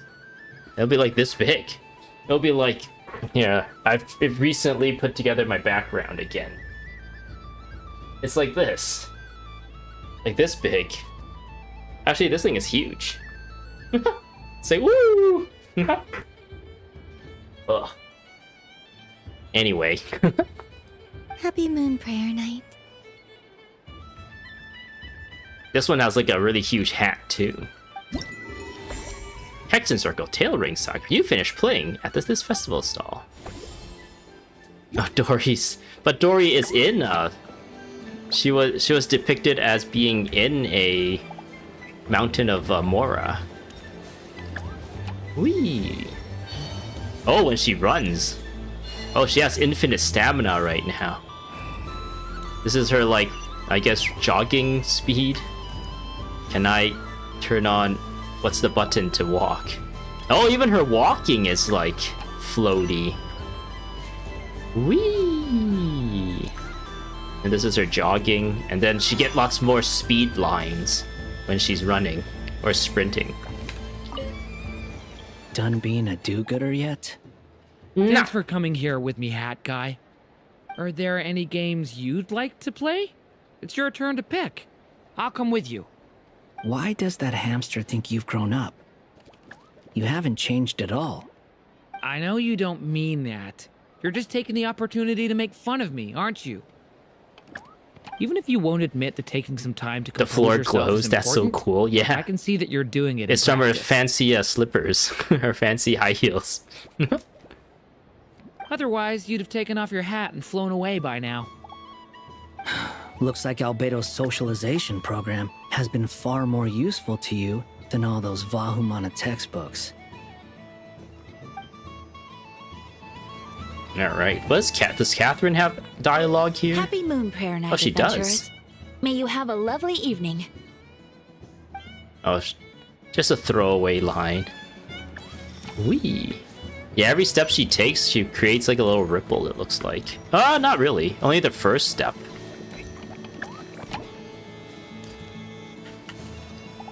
Can I like spam it? Anyway. Okay, what's these people have to say? Are gone. I might as well close up shop for the day. But you haven't had your fill of fun yet, right? So the next time a customer shows up, you're going to have to run faster, all right? And remember, run out of the rings, not into them. You get to talk to everyone here? Oh my goodness. Should I give it a try? Oh, this is another activity altogether. Oh, wait. Wow. Whoa. All the people. Oh! Marionette is here. Interesting. Okay, I think we're just gonna... I guess this is all just like you get to experience the Moon Festival as Columbina. So there isn't gonna be any crazy happenings. It's all gonna be a bunch of wholesome fun, I think. Some like slice of life fun.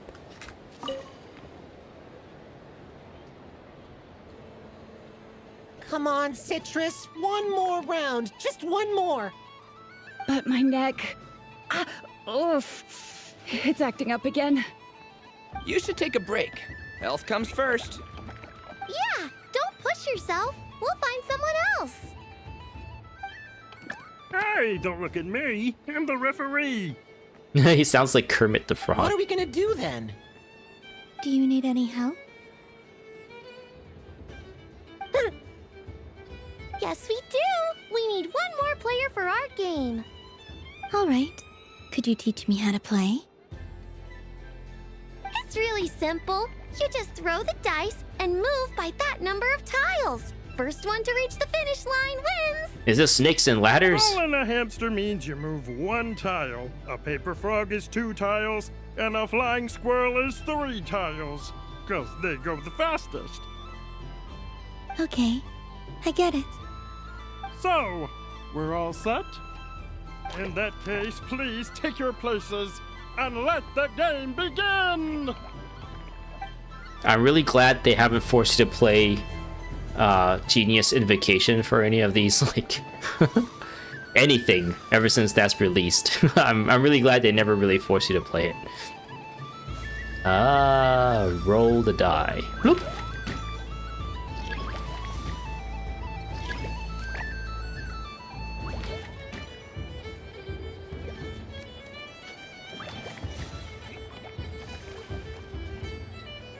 Roll the die.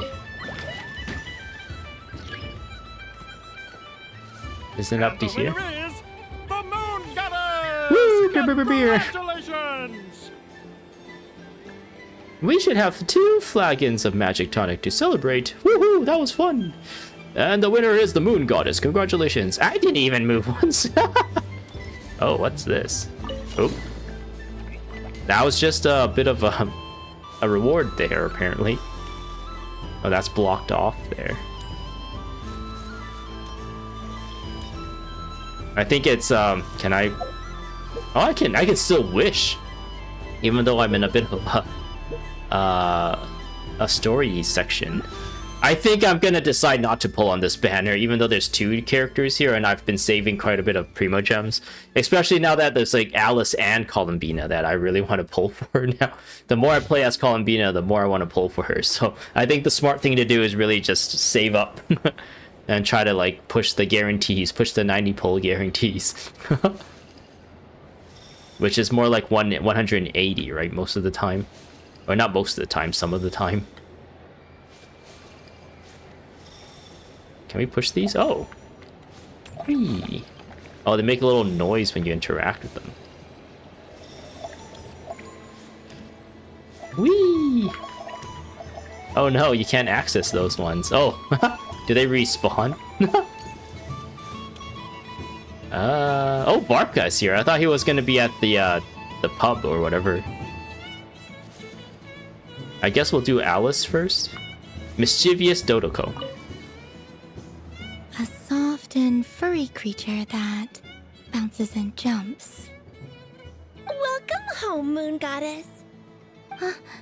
This one talks too.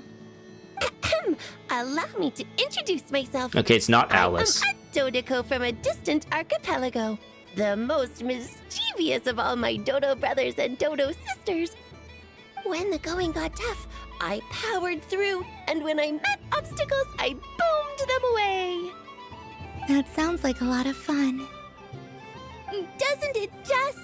Oh, but then the trouble started. Recently, I found a lovely beach, the same beautiful jelly color as my hometown, and so I dove in to have a look. Only to find it overgrown with seagrass and nasty little spiky fish everywhere, looking to turn me into a Dodoko kebab. I made it back to shore by the skin of my teeth, but my tail was sorely hurt. Couldn't you just... I think that is for Alice's voice actress, right? Oh, I wanted to, believe me. But I've heard that you, Moon Goddess, can understand animal speech. The last thing I wanted was to cause a gigantic fuss and get taken to court by a school of spiky fish. I'd be driven out of these waters for good, and my winter holiday would be ruined. And so, dear Moon Goddess, I was wondering if you might lend me your allegiance. Are you roping me into a crime? What? Oh, let's call it a once-in-a-lifetime carefree adventure. Does that sound better? Now if you put it that way. Festival goers tonight are dressed up as the Moon Goddess. But there's nothing to say that the Moon Goddess can't disguise herself as a Dodoko, is there? Besides, this is your home. You should be free to be whoever you wish. I'm afraid I'm not well acquainted with Dodokos, Madam Mage. Oh, that's quite all right. We Dodokos are innocent, happy creatures with a free-spirited nature. Many, like myself, are mischievous troublemakers. Others are lazy souls who like nothing better than to lie down on a nice rock and take a nap. In our eyes, every creature who yearns for happiness and freedom is a Dodoko. But perhaps in yours, we Dodoko are a fluffier and more mischievous breed of Kuhenki? Question mark? Yes, that is a much easier image to follow. Oh, wonderful! Then let's play! Grab onto my tail and follow me into the sea! Time to settle some scores with the bad guys! Alright, what kind of shenanigans is Alice gonna take us into now? Ooh, we're playing Bomberman. I don't remember how to play this game. Oop.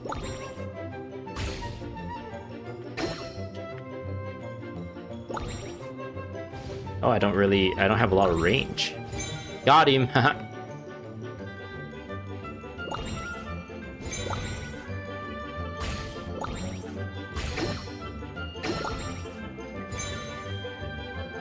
Yeah, Bomberman! Bomberman's always fun.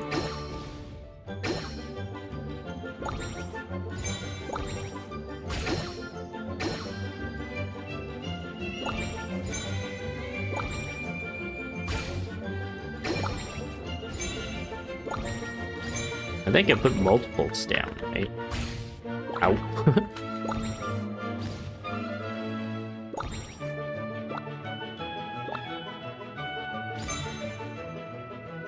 Maybe I can go to where it's going.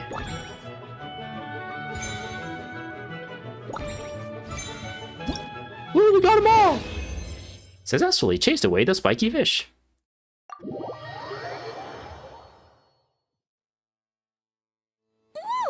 a remarkable talent. So, what do you make of it? I played this game before. It was called Bomberman. The use of Jumpy Dumpties doesn't come as naturally to me as Kuvaki. But their unpredictability makes it fun. I think they call this... novelty? Indeed! And how did it feel blowing those pesky nuisances away? Not bad. Any guilt? Hmm? What do you mean? Oh, wonderful! Lovely answers to all 3 questions. You've passed the safety test. Now I can give this special bomb to you as a souvenir. A bomb?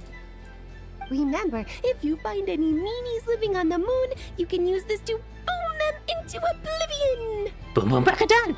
I will. Okay.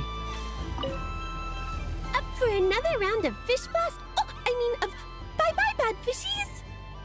I'll keep looking around. Of course, of course. Feel free to come back whenever you like. There's always time for a dodo venture.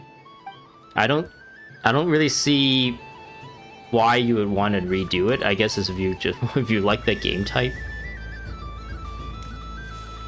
But I guess they're just letting you like kind of go at your own pace. Varka and Nicole.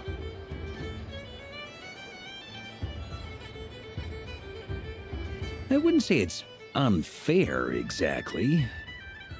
I mean, your voice goes right into people's heads. How would you explain that to the kids? You can't just explain it away as magic. Yes, you can. Why not? It's magic. Something the matter? Ah, Miss Columbina. No, nothing you need to worry yourself about. Ah, impeccable timing. Stick around for a second, Miss Columbina.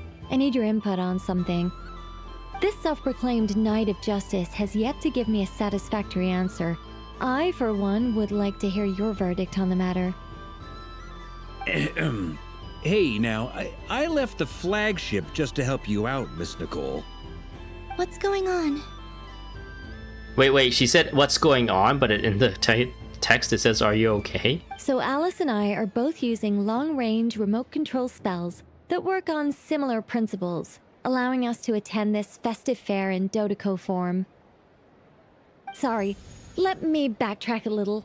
While similar, there are some key differences. Alice, being a great mage, wanted her Dodeco to reflect something of her own charm and mystique. So she adjusted the way its tail moves when it spins around. An entirely gratuitous move, in my opinion. I hardly see how anyone is going to notice that. If anything, I'd say that anyone who stares intently enough at a Dodeco's tail to notice such a small detail is someone we ought to be highly concerned about. I only say this to emphasize that my question has nothing to do with tails. Now that we're clear on that, why is Alice's Dodeco permitted to interact directly with the children celebrating Moon Prayer Night, while mine is not? I don't know. Your voice speaks directly into people's minds. See? Exactly what I said. Miss Nicole? No, she's not having a good time. Ugh, I can't stand it. I know that probably makes me sound like a whiny child acting out in front of their parents. And it's a little embarrassing now that I think about it. But hey, I've said it now, I can't take it back. That would be even more embarrassing. Also, don't go reading too much into that analogy. It was off the top of my head. I'm actually an awful lot older than either of you. Miss Nicole, are you saying that you'd like someone to play the game you've prepared? I'm not so invested in that. It's just something cobbled together using items I borrowed from Alice. Is it another She probably Bomberman didn't even game? make them herself. The point is, I want to know everyone's thoughts after they receive their prizes. But as you've said, I can't just ask. I've been biting my lip for so long, and I've had no one to vent my frustrations on. I thought this was going to be a nice, straightforward festival where I'd get the chance to guide people to treasure. Ask Ino to capture your mental telepathic communications and broadcast it on a speaker of some kind. A Kruvenki speaker that converts your mental brainwaves into audio, into an audio signal. Well, can I play? Because that's possible, right? I can't guarantee that I'll win a prize, but... You will? I'd like to try. Then what are we waiting for? Let the game begin! It's like they forgot I was ever here. Yeah, you can go back to drinking now. Alright, let's see what they have in stores for us now. Ah, we're playing this game. It's another dev thing where they're like, yeah, it's just another reused mini game. Now, this is the current mini game is actually in Natlin. So again, Nicole is the voice of the devs saying like, yeah, I know we recycle these things. Don't think about it too much. All right. Yeah. No, this is a very simplified version. Yeah. Yeah. Yeah. Yeah.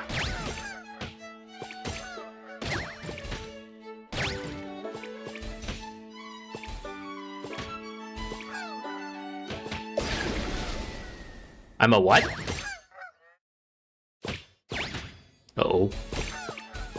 Oh!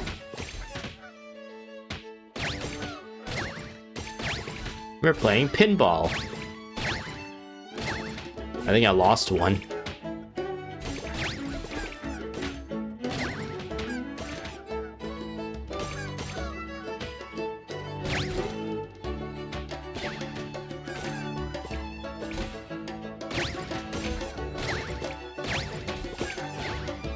Can they bump into each other? Oh, they can. That answered my question right away, but that one disappeared on its own.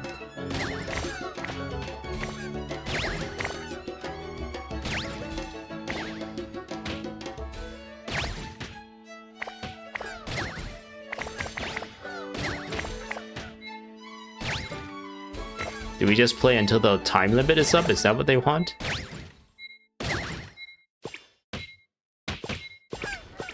I got a bunch of points. Yay, Big Bang Dodoko, Nicole's Special Edition. Do I want to try again? I don't know if I want to try again. Congratulations, Miss Columbina! With your great wisdom, you have overcome every obstacle in your path and conquered the great challenge posed to you by fate. That's a very grand description of playing pinball. Fate? Well, something to that effect. If you'd prefer something more poetic, it could be the icy winds or the dawn. Anything you like, really. You could even go with the challenge posed to you by Dodoko, if that's what you're into. Anyway, you can take or leave my suggestions. Moving on. All my hopes are now resting on this. Can I open it now? Stop teasing me! Please, I'm begging you. No more talk. Just open it. Do-do-do-do-do-do. What a lovely sculpture. Classic and cute at the same time. Thank you, Miss Nicole. Oh, we don't get to see it? I'll always There we go. Music to my ears. You have my sincerest gratitude, Miss Columbina. Thank you for sharing your precious time with me and fulfilling my wish. Don't mention it. You've all done much to help me. And still, I'm the one receiving all these gifts. Okay. I'm guessing if I talk to her again, it'll just bring me back into another pinball match. Barbelloth. Wait, she's the card person, right? she's also the chessboard person. Welcome home, Moon Goddess. Oh, you're the genuine article. Alice was right. This Moon Prayer Night was worth watching after all. This whole like card thing or the Imaginarium, I have like never interfaced with because I don't really have a good enough team to beat the harder difficulties because I'm free to play essentially. So it just takes too much effort and too much I don't even know what you call it, like luck a lot of the times in order to beat those within the time limit. If they got rid of the time limit, I think I can destroy those challenges like no problem. But because they put time limits in the Imaginary, I guess all the end game content, like the Spiral Abyss too, if there was no time limit, I would have no problems with it. It's just that because being free to play, I don't really have the DPS because I don't have the gear. Like a lot of my characters are using the 4-star weapons, whatever free to play weapons that I can give them, and I didn't really farm as much artifacts. And even with the new artifact system where you can kind of reshape them, I don't have that. I don't really have access to a lot of the material that you use to reshape. So it's just like that whole side of things. A big part of the end game stuff I don't really have access to. Unless I really want to like min-max things and try and spend like hours and hours trying to just do the one thing, which I feel like is not worth my time. And yeah, I'm pretty much missing out on a whole like aspect of the game because of that, which is a little unfortunate. But at the same time, I guess it's kind of what I have to do because I don't want to spend money anytime soon. And there was something else I wanted to touch upon before I move on.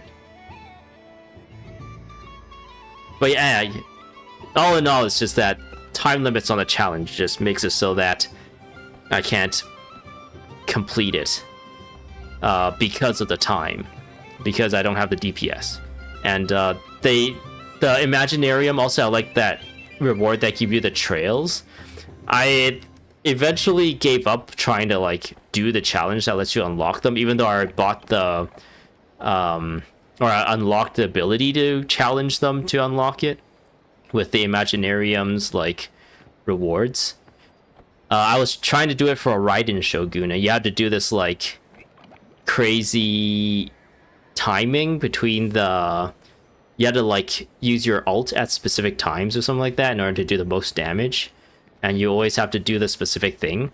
But like my Raiden Shogun is like one of my strongest characters because I've actually really liked her character during the Inazuma arcs, and at the time like there wasn't as much characters, so farming and building characters, you're not spread as thin in terms of resources. So Raiden Shogun was one character that I actually spent a lot of time like trying to get the best like artifacts for and everything. And even then, even like trying to min-max like everything, I was not able to beat the challenge in time. And a lot of when I searched up how other people did it online, they say like you kind of have to luck out a lot of times, otherwise you would have to like at least have her like third or fourth constellation or something like that. And I'm like, yeah, that's impossible.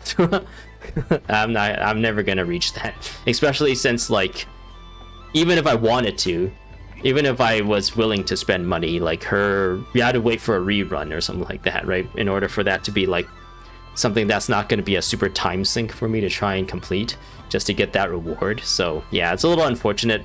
It's a little bit of the aspect of this game that kind of is really unfriendly, I feel like, when it comes to like the rewards you can get. Like I understand like you want to give like really hard to obtain challenging content and the rewards for it for people to like show off, but when it's locked behind like it's pretty much locked behind like paying for power, and I don't know, I don't really like that aspect of it. Like if you can do it within the game without having to pay, I think that would have been fine. but they've toned it just so that it is almost possible to do it free to play. You just have to like be like perfect with what you need to do. And I think it's not just for Ride and Show, it's like for every character for that trail. But some of them are easier than the others. I do have the trail on some of the other characters. Realist, even at AR60, you struggled 36 starring the Abyss. You only did it once, like a long time ago. Clearing endgame isn't even too big of a deal as people make it out to be. Yeah, I don't know. Yeah, like, I've given up 36. Like, I remember there was a point where I was able to 36 star the Abyss, like, a few times. But, I'm pretty sure once Sumeru came around, that became impossible.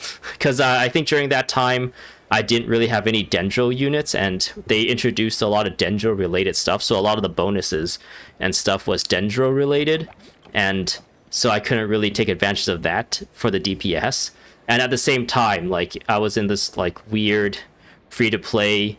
I think that's when I really started to feel the free to play tax. Where it's like you're just so the gap between like an average free to play person to an average like person who pays for like the battle pass or pays for more pulls and pulls for constellations and stuff is like getting so big now that it's like it's almost like edging out, like making a lot of like free to players like quit because it's just like impossible to get all the rewards, and not being able to get all the rewards kind of like turns you off to like playing the game, right? In of itself. Another one that talks. Greetings. Pleased to make your acquaintance. I am the Hexenzirkel member they call B. Barbeloth Trismegistus. Trismegistus. Hyposelenia. Pleased to meet you too. Hyposelenia. A fine name indeed. Now then, Miss Columbina, do you wish to hear a mage's divination? Divination? The Frost Moon Scions used to ask me what would happen in the future. Is this like that? From the perspective of the one seeking answers, perhaps. As you look to your journey ahead, if you seek to understand the unknown, resolve your doubts, and soothe the confusion in your heart, divination could be for you. The unknowns on my journey. Of course, if one wishes to peer into fate, then hydromancy is the more precise option.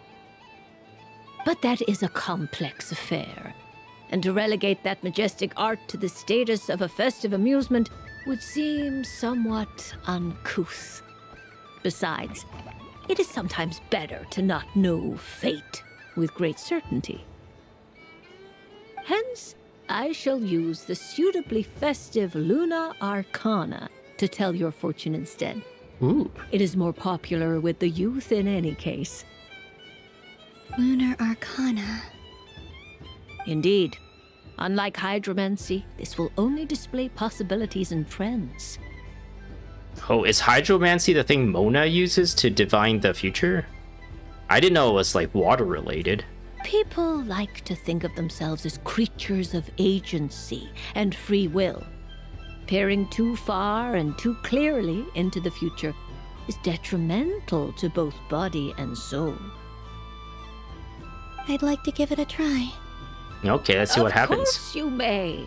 Come then, take a seat, Miss Columbina. Oh yeah, clearing like the Imaginarium and the Spiral Abyss. The only reason I do it's for the Primo Gems. Because one of the aspects of this game is like getting new characters. That's where a lot of the gameplay comes from. And if you're not getting new characters, then you're kind of like, I don't know, you're kind of blocking yourself from a lot of the gameplay. So like in order to get the new players, unfortunately we're on like this weird hamster wheel where we gotta play every event and try to do all the Imaginariums and Spiral Abysses and do as much like event or stories and I guess events. Yeah, I said that already, but you had to do the events and play the story and pay attention to the FOMO rewards and everything. Like the reason why I wanted to prioritized this game over Guild Wars, playing Guild Wars Reforged, was because like there's a limit to, you can get like an additional like 500 Primo Gems if you beat this story, I guess, before the time is up, or during like this like bonus window. And there's also one for the Durin like character story, which I'm like, do I want to stream that one too? But that one specifically says you need to put away 5 days for it, and I'm like, what? Why are they doing this? To just bolster their like daily numbers? That doesn't, it seems like they're gonna get that anyway, right? So the game still seems very popular, so the fact that they're putting this kind of stuff in the game, even though they really don't need it, it's like concerning. I don't know. Or is it, or maybe like they are starting to lose a lot of what do you call it, like population in the game in recent versions compared to the past, and they're like doing everything they can to try and like pull people back into the game with like kind of like silly tricks like the FOMO rewards. I don't know. The biggest issue I have with all the end game is that it's not hard. Like I wouldn't say that the time limit is hard. It's like a good kind of difficulty. It's just that it's just a huge TPS check, right? You just need to have like big numbers. It's how you clear it, which is not like, it's not like difficult. It's like telling someone to beat Dark Souls with like a Guitar Hero controller or something like that, right? Like you have to use this weird ass controller, this weird ass like control scheme, and then you gotta beat the game. And it's like, that's not really difficult. That's just like putting arbitrary like challenges for no reason. To me, like I don't think that's good like game design, throwing like a time limit on something. And the more frustrating thing is that the shields in the combat is like so hard to get rid of in this game. Like whenever you're fighting some enemy type with a shield, they can take so much damage. Like you'd think using an entire burst on a shield would immediately take it out, but no, it takes like a fifth of it or something. And it's like there's like a cooldown to when you can hit it again, so you kind of have to wait. So that there's like some built-in time waster and stuff into the combat that it makes it so that you have to like take up a lot of time in order to defeat an enemy type. And it's like really frustrating in that sense. The shields and the time limit, like they're both like put into place to kind of like drag the fights out when you know, like if you have a proper team, you can probably win that fight with a reasonable amount of time. It's just that they purposely set like an arbitrary time limit that is a little bit too strict for, I guess they really want you to spend the money, right? They're really trying to push you to be like, oh, if you just spend the money, get the constellations, you'll be able to do these no problem. But at the same time, if you're going to spend money anyways, why would you even care about the Primo Gems that you get from beating those things? You'll just spend money to get the Primo Gems, or get the something crystals or whatever to do the wishes. There's like the end game kind of, it's like such a contradiction, right? Where it's like, if you want to beat the end game to get the end game rewards, they want you to spend money. But if you're going to spend money, there's really no point for you to waste your time getting the little bit of reward that you get out of the end game. You might as well just like buy up the premium currency instead. Which is, I don't know, part of the game that is not as well designed, I feel like. Before we begin, are there any specific questions you would like to ask? Let's stick to general possibilities and trends, like you suggested. Ah, very well. Then I shall use the basic Lunar Arcana deck. There's different decks? Now, try to relax. Cast your mind upon the things you have experienced and the things you are soon to experience. I will show. Would you like to cut the cards yourself? You do it. No problem. Now then, to make things easier for the Seeker, that is to say, you, I shall decipher the cards from your perspective. Start divination. Wait, do I actually have to click something? Oh, here we go. Please, draw the first lunar arcana. This... Oh. I clicked, and I guess I skipped her voice line. This represents destiny and is the foundation for the divination as a whole. I was clicking on these things to see if it, like, did anything. Now, draw your second card. This will stand for the past, the sum of all your experiences that have come before. And now the Why is it not third coming up from the top? This is the present, your interpretation of the current moment. Finally, the last card. This shall speak of the future, which... Oh. Kuvaki Pulse? Someone playing tricks on us? I've never encountered this before in my role as a diviner. Something has exerted an influence upon this card, causing it to leave its designated position. What do you make of this, Miss Columbina? Perhaps this is the guiding hand of fate in action. Of course, if you wish, you can choose to deny the validity of this card and draw the future for yourself. No, it's fine. Let's go with this one. A bold decision. I must say I'm looking forward to the results. Well then, let us flip the lunar arcana in sequence and see what emerges. Yeah. Sure. Bloop. First, destiny. Destiny! No surprises here. The card that represents yours is the moon. Didn't Destiny have a expansion recently? The moon. The moon! Indeed. The moon can represent the truth at some times, but deception at others. False peace, destructive calamity, and the world-changing power that lies within. When the moon is placed on the destiny tile, it indicates that your destiny is not what it may appear on the surface. Instead, it may yet have a hidden side. What? Does that mean her destiny is to stay on Teyvat and become a playable character that we're gonna have to pull for? It symbolizes a journey through the fog, fraught with uncertainty and deception, where one must face inner challenges head-on. We're being deceptive by the story. The story is telling us that she wants to go home to the moon, but home is where her friends is all along. I don't Here understand. in Teyvat. Patience, my dear. This is but the first card, which serves as a basis for the interpretations that follow. Our divination will only grow clearer from here on out.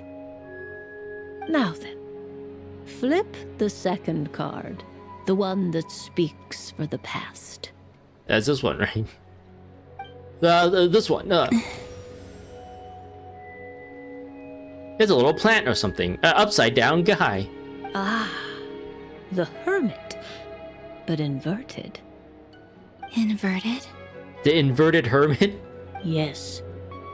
The hermit symbolizes solitude, introspection, and the pursuit of truth.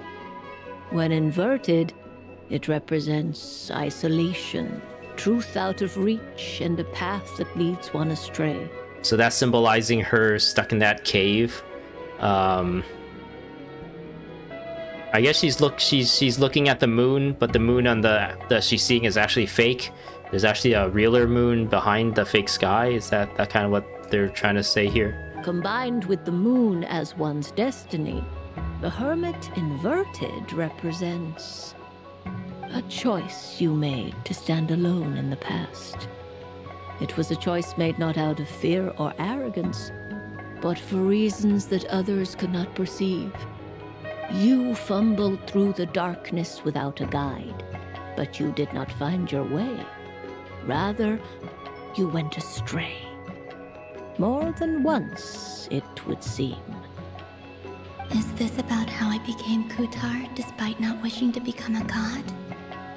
And how I joined the Fatui because I yearned for a place to belong? I suspect only you know the answer to this question. All is not lost. The past is in the past, and so it shall remain. Shall we look into the present now? The present! Oh my. Ooh. The lovers. I hope that's me. Luna Arcana. What does this one mean? This means that you have had an unprecedented emotional experience. The joy of finding your soul becoming intertwined with that of another. A precious and wonderful thing indeed. I guess that could be the Traveler, Marionette, and Arlecchino. It's true. What is Marionette's I've made a lot of name? friends recently, and they Sandrone. are very good to me. I like them a Paimon's lot. head's too small. That sounds lovely. I am most delighted for you. The lovers can also represent important decisions, perhaps related to a parting of ways. Now, if I were to guess... Yes. I return to the moon. I understand. Parting with friends is never easy, Columbina. But rest assured, this is not the end of your journey. There is always another story waiting to be told. The future always lies ahead. Oh, the future always lies ahead unless you have a time machine. The future. Your future is somebody's past. Well now, it's finally time to flip this most mysterious of cards. Why did it appear? And what does it wish to tell you? It's trying to tell you to stay. I'm ready. Very well. Flip this card and see what lies on the other side. Okay. Bloop. Oh. Zhongli? No, that's not Zhongli. Oh, that's the Heavenly Principal person with the eyeballs. Miss Barbaloth? What is it? Oh, that's like a skeleton. She's holding a skeleton. Ugh. This card is death. Oh no! She's like, I'm gonna die? That doesn't sound very good. Isn't everyone's future pretty much death? It depends on how we interpret it. It is true that it can represent an agonizing death, a complete and utter end, but at the same time, it can also represent rebirth. Final Fantasy VII Rebirth? Do not forget that your destiny card is the moon. That lends your future many different potential meanings. If death spells the end, is it unavoidable? It is the end of a lifestyle. As I have said, divination can only display general trends. It is a rough guide, but it does not show predetermined outcomes. Allow me to summarize it for you. In the past, you may have lost your way, but now you have gained new connections and new strength. You now face an important decision, one that may bring about a great change in what is yet to be. This change might, in turn, be the end of all things, or their beginning. What? Beginning of what? Another But adventure? Remember, everything is subject to change because of the moon present in your destiny. That's a lot of words to You explain a must whole lot of see nothing. The truth clearly and face your innermost thoughts. The truth. True. My innermost thoughts. Thank you, Miss Barbaloth. Don't mention it. Some people dislike divinations, for fear of glimpsing an ending to their story that they wish was not so. But I can see that you're different. The result of this divination will not sway your decision. This is a rare quality, and one that diviners always hope to see in the seeker. We are here merely to guide, not to exert undue influence. I understand.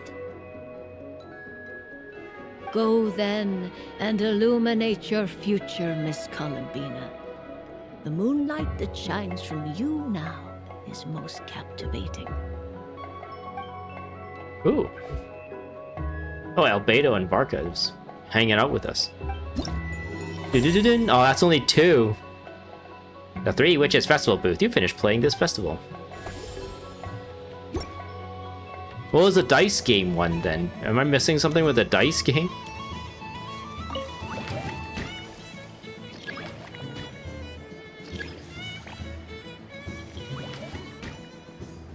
Is it just the same? Does it play out just the same?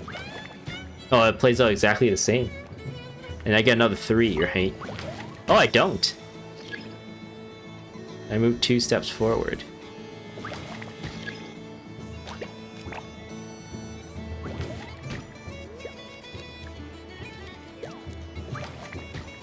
Oh no. Chestnut's only rolling like snake eyes. Wait, does that mean I go back? I do go back. Oops. Oh no. The winner is Aristotle! Well done! Woo, that was fun! I didn't even win 1 round! We should have 2 flagons of magic tonic to celebrate. Okay. Let's see where we're at. Let me pull up the browser. Browser. Bloop. So this is... I believe we finished this at this point, right? Are we at this now? Enjoy Moon Prayer Night. Ah, we gotta do all this. Enjoy Moon Prayer Night or talk to Paimon. Okay, so they want us to do everything at least once, it seems like, and then we can talk to Paimon. Do I want to continue? I guess I have to continue because I'm kind of stuck in this. In this, like, section of the story, right? Because I'm playing as Columbina. I can't even, like, teleport out of here to get out of this instance. Okay, I'm kind of stuck. Okay, we'll continue to enjoy. I don't know what I've triggered this time. Dodoko's Whirligig! Come check out Dodoko's Whirligig! Oh, that's what they call it? I thought it was called a merry-go-round. Welcome home, Moon Goddess. Might I ask what this is? It's a merry-go-round. It's a very special amusement sponsored by the great mage herself. Ride on a soft and furry Dodoko and embark on an unforgettable adventure. I say that, but I'm just following a script here. Who is this mage, anyway? And what the heck is a Dodoko? The things you're riding on. No problem. But, are you by yourself? Is that not okay? No, she's got sad eyebrows.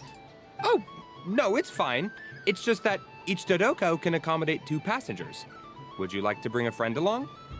My friends... That should do it. Now, we just need to get everyone else to draw something on it, too. But we gotta keep it a secret from Columbina. Oh, have they been going out trying to get this gift for her? The Columbina? Traveler? Yes? I want to go on that ride. Will you join me? Sure. Let's go then. One moment. Don't worry. Paimon will do the rounds. You go ahead. Yeah, they can read each other's minds. Thanks, Paimon. Nothing. Let's go. Haha. All right. I think we have to wait in line over there. Okay. Please take your seats. For safety reasons, you mustn't try to leave the ride before it comes to a complete stop. All right, you're all set. I wish you both a wonderful journey. You can always rely on Alice for weird and wonderful gadgets. What did you think? Not bad. It reminds me of riding a moon lane. Sometimes, the Kuhenki circle around me like this. You're gonna go to sleep Playing now. their Wish you beautiful best man. Have fun playing. Good night. Hopefully I'll see you other streams. Sure, have a good night. Thanks for stopping by. I think I'm gonna continue to play until I hit like probably the end of this. I don't know. We'll see. But yeah, thanks for stopping by. Yeah, hope to see you in some other stream too. It might not be Genshin Impact. It might be some other game. But right now I'm focusing on Genshin Impact. Have yourselves a good night. Sometimes the Kuhenki circles around me like this, playing their beautiful melodies. Ah, that sounds so sweet. Yeah. I'm going to miss them. ...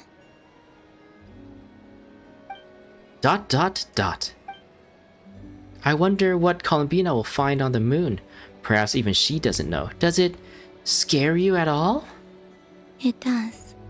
Then don't go. Please, baby, don't I've go. felt scared in the past, too.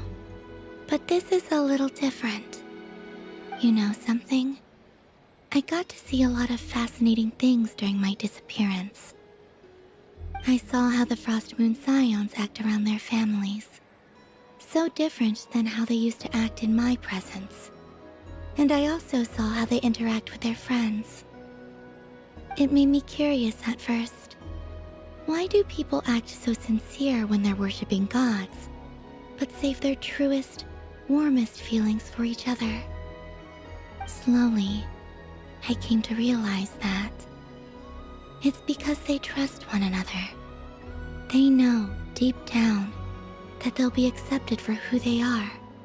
All of it. The good and the bad. Your friends accept all of you too. I know. I knew it the moment you started calling out my name. What I fear now is the end. I fear losing all this the very night I have gained it. You won't lose us. Even after you return to the moon, your friends will still be here. Thank you for this conversation. Thank you for listening to me. Don't worry. This fear I have, and the unknown that awaits me, they cannot hurt me. Not when I possess a treasure far greater. She like returns the moon and then she immediately comes back. Like, turns out when I get to the moon, I get super powerful and I can just teleport back and forth whenever I want. So, nothing to be afraid of now. I just want you to remember this version of me. The real me. On this final night together. Dear passengers, Dodoko's awesome adventure has come to a close. Please leave in an orderly fashion, and we look forward to seeing you again in the future. Don't want the journey to end, huh? Yeah, we were having a heart-to-heart moment. Don't worry, you two. There's always another adventure waiting just around the corner. You don't understand, Jasek. She's about to leave us forever.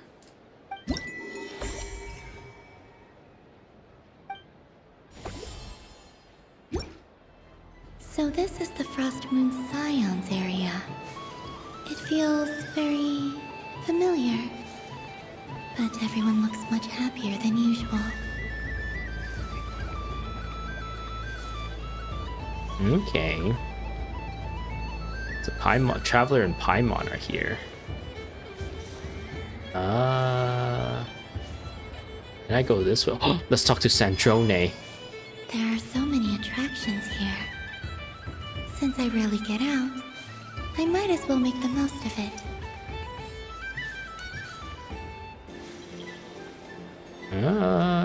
Is she around here? I don't see her. Oh, I triggered something. Well, well, look who it is. I heard someone went and disappeared on us the moment we let her out of our sight. They looked all over for you. And they found me, haha. Frankly, I didn't think you'd be back for Moon Prayer Night. Wait, she has cat ears? Sandrone? Does she always have cat ears? You would like that, wouldn't you?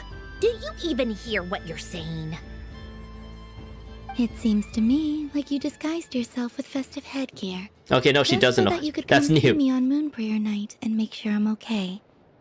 You didn't even bring Polonia with you. You? I thought you couldn't see. I cannot. but I sense the confusion of those around us rippling through the Kuvaki currents. Based on what I know about you, let me guess what you're wearing. Is it cat ears? I guess Columbina is known to, like, mess with Sandrone all the time. Shut up!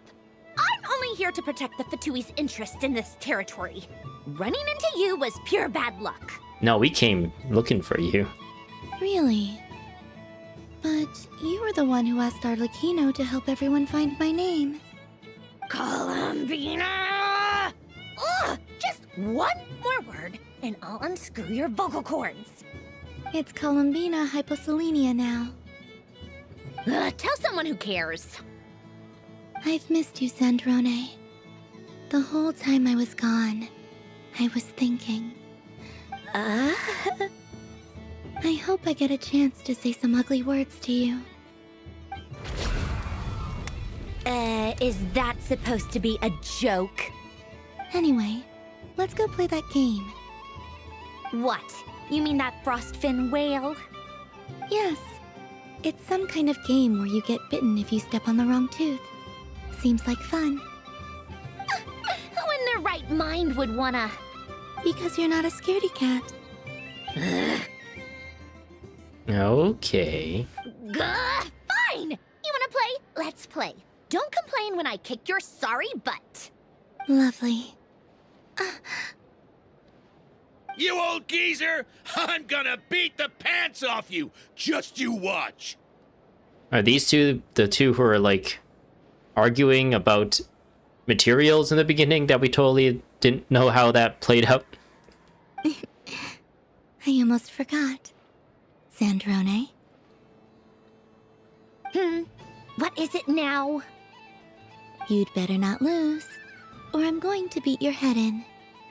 What? What was her face? Allow me to demonstrate since I'm feeling so nice. You just step on the teeth. Like this. Like this? Did she get bitten right away?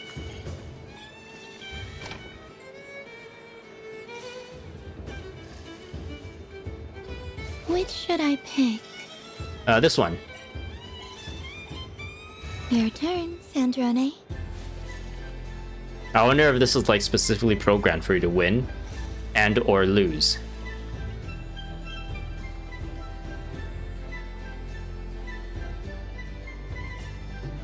She looks at us. Don't come crying to me if you get bitten. Oh yeah, oh yeah. I like this one. There are less and less teeth remaining. Uh-oh. It's a 50-50 chance now.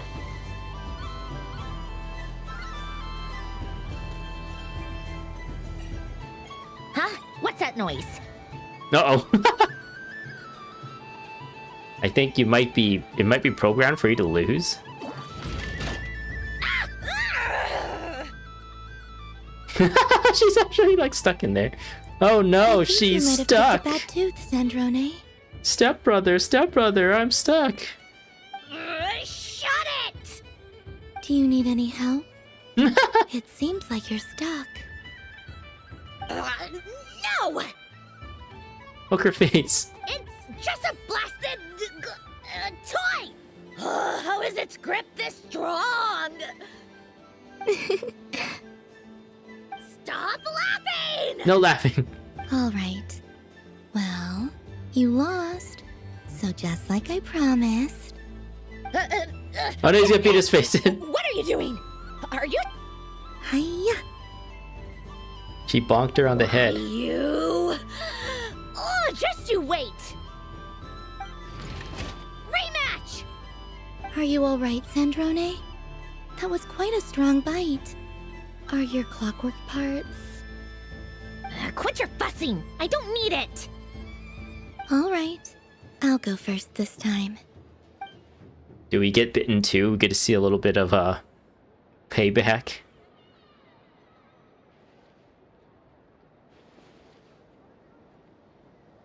I see it now. She can sense which teeth are red. Wait, we can?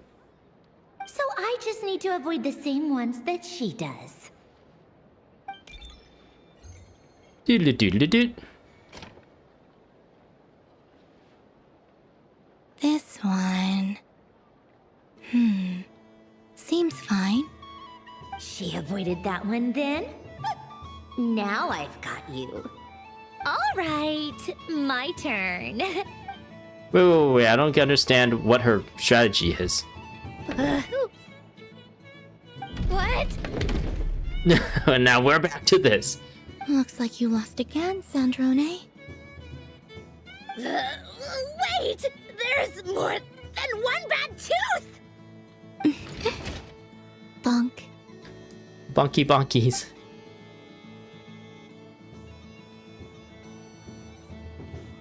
She's mad. Oh no!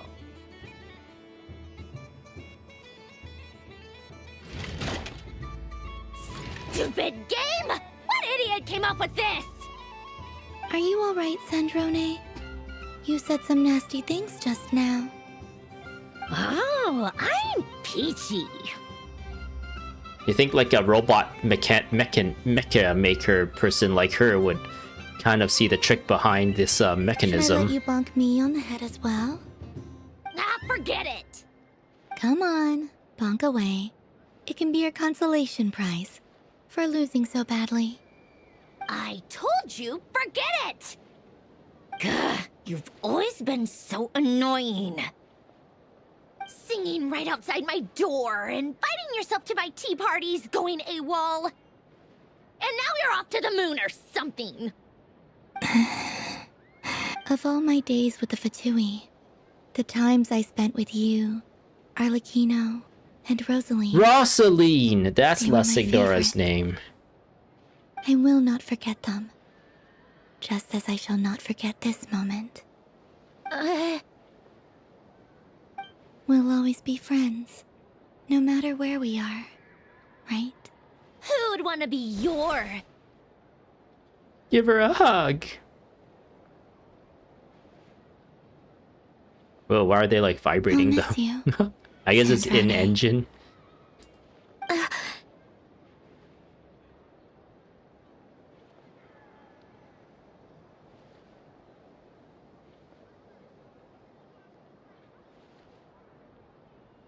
Goodbye, Sandrone.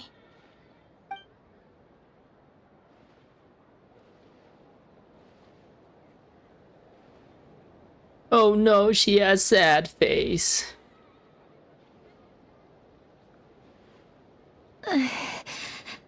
I'll miss you too. I feel like they're Columbina? doing a pretty good job with this part of the story between Marionette and Damselette. Their little like character dynamic seems like pretty well done. A lot better than freaking Nefer and Yehoda.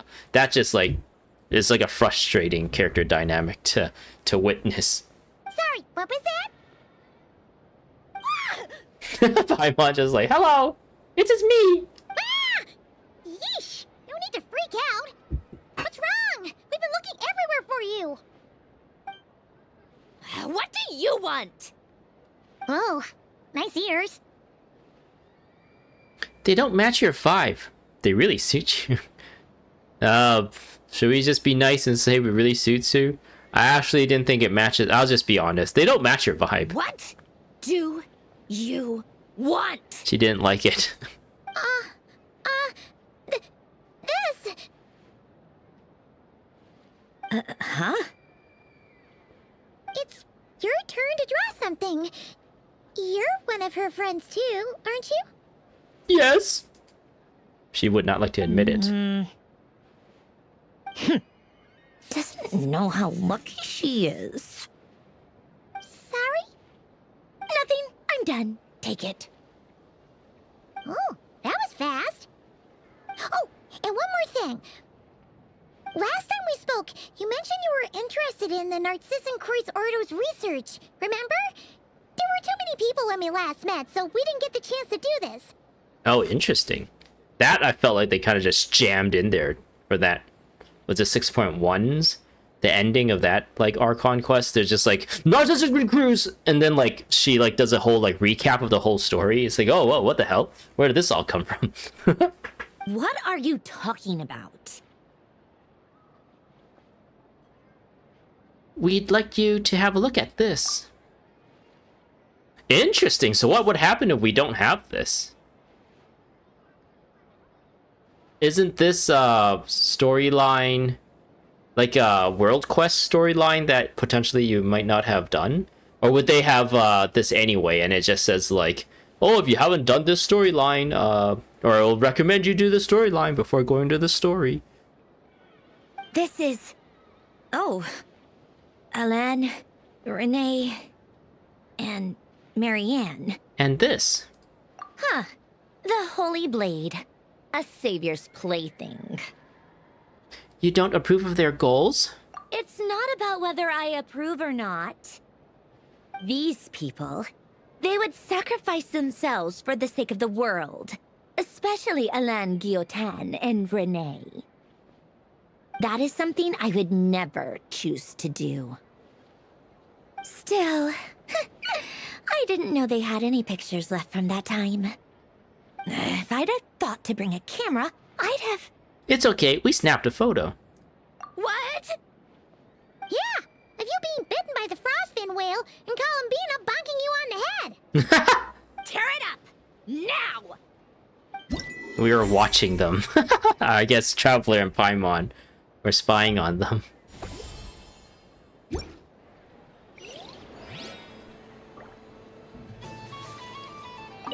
What's there to see on that moon anyway? Oh, believe me. Let her go up there and cry alone. See if I care. Okay. What is this thing here? Oh, it's all so blah. What is going on over here? It looks like fun. Are they having a Pokemon battle? I was looking at the time and I'm like, oh man, I'm way past 2 hours, man. This is nowhere near, it doesn't feel like it's anywhere near being done. You can't run away from me, Moon Goddess. Sitcha. Are you talking to me? Of course.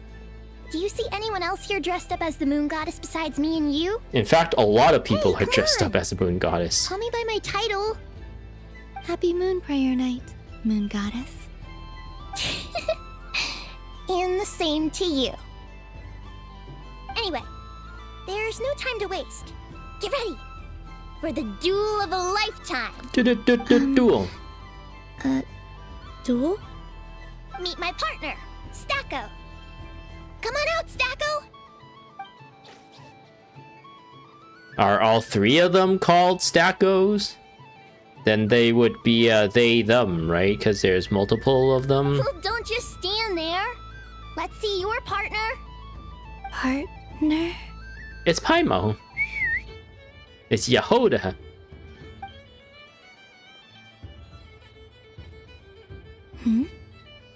So I need to select a partner and command them in battle. Partner.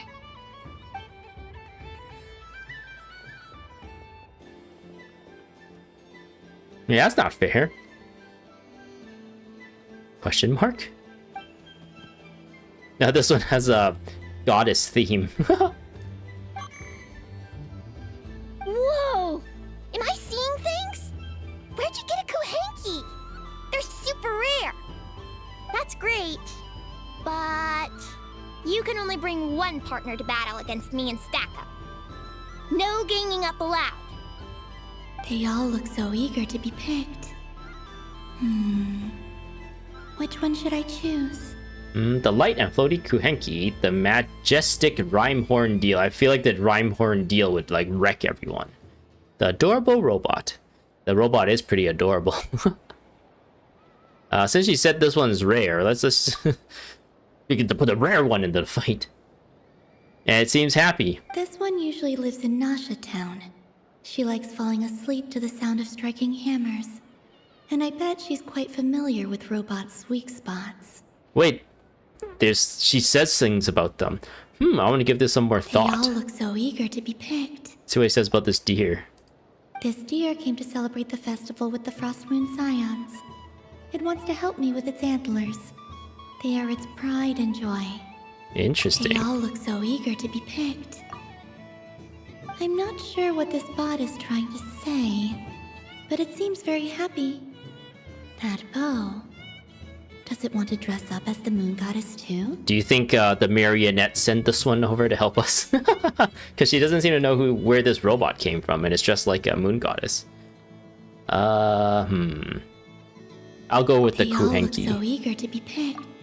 This one Alright. usually lives in Nasha. Alright, I choose you. Exciting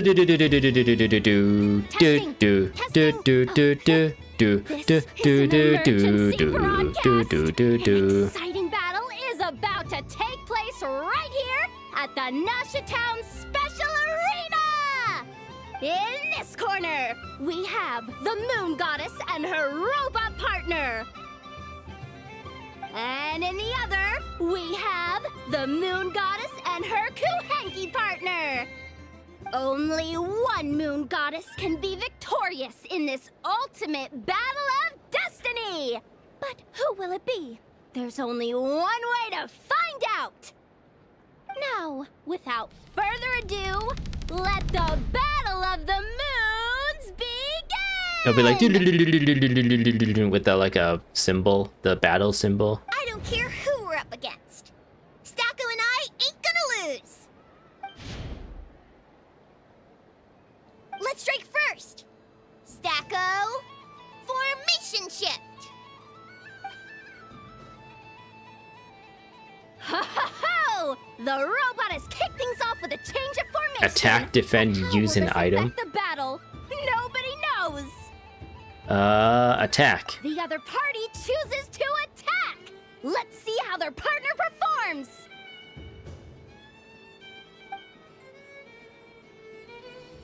He uses Swift. It doesn't miss. Stacko! The attack lands! And if those sizzling sounds are anything to go by, it was very effective. Super effective. Okay then. Stacko, maintain formation and enter your empowered state. Okay. Whoa. Empowered state! There we go! Now we're talking! Absorbing the immense Kuvaki present on Moon Prayer Night, this lean, mean machine has greatly increased its offensive power! If you choose run away, will there be a meme saying like you can't run away from a battle? I'm like tempted to click this just to see what happens. But I think the thing you should do now is attack, right? If it's like Pokemon and that person just used a turn. And then the next one I probably should defend. But I want to click this just to see what happens. No running away! I told you already! The battle is heating up fast! Go for it, Stacko. Set Kuvaki to maximum. Uh-oh. Can their opponents withstand this blow? And what will this Moon Goddess do? Okay, so I just lost a turn Don't be there. afraid. Fight however you wish. Oh. It's a Moon Lane! We are just hard-coded to win. A deft use of a Moon Lane allows the Kuhenki to dodge the blow! And now it's spiraling around its foe in circles! One loop, two loops! The robot's screen is bugging out! It's getting dizzy! That's silly. Why would you program a robot to get dizzy? Stacko! Stacko is down for the count! Our winner is the Moon Goddess! The slightly taller one, I mean. You did your best, Stacko. I'll take you to Ainos for a checkup right away, don't you worry. We're gonna dun dun dun dun dun you. Well, you beat me fair and square, I guess. Honestly, I underestimated you. Won't make that mistake again. I think my partner deserves most of the credit. Just you wait. When I'm a little bit older, I'm gonna come back a whole lot stronger. You ready for a rematch? Good luck. We're gonna be on the moon. Are you ready to go to the moon to rematch us?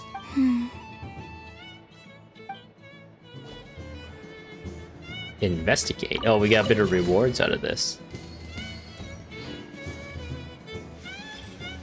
Can you talk to her again? I'm gonna come back a whole lot stronger. You ready for a rematch? Oh, she's taller than us now.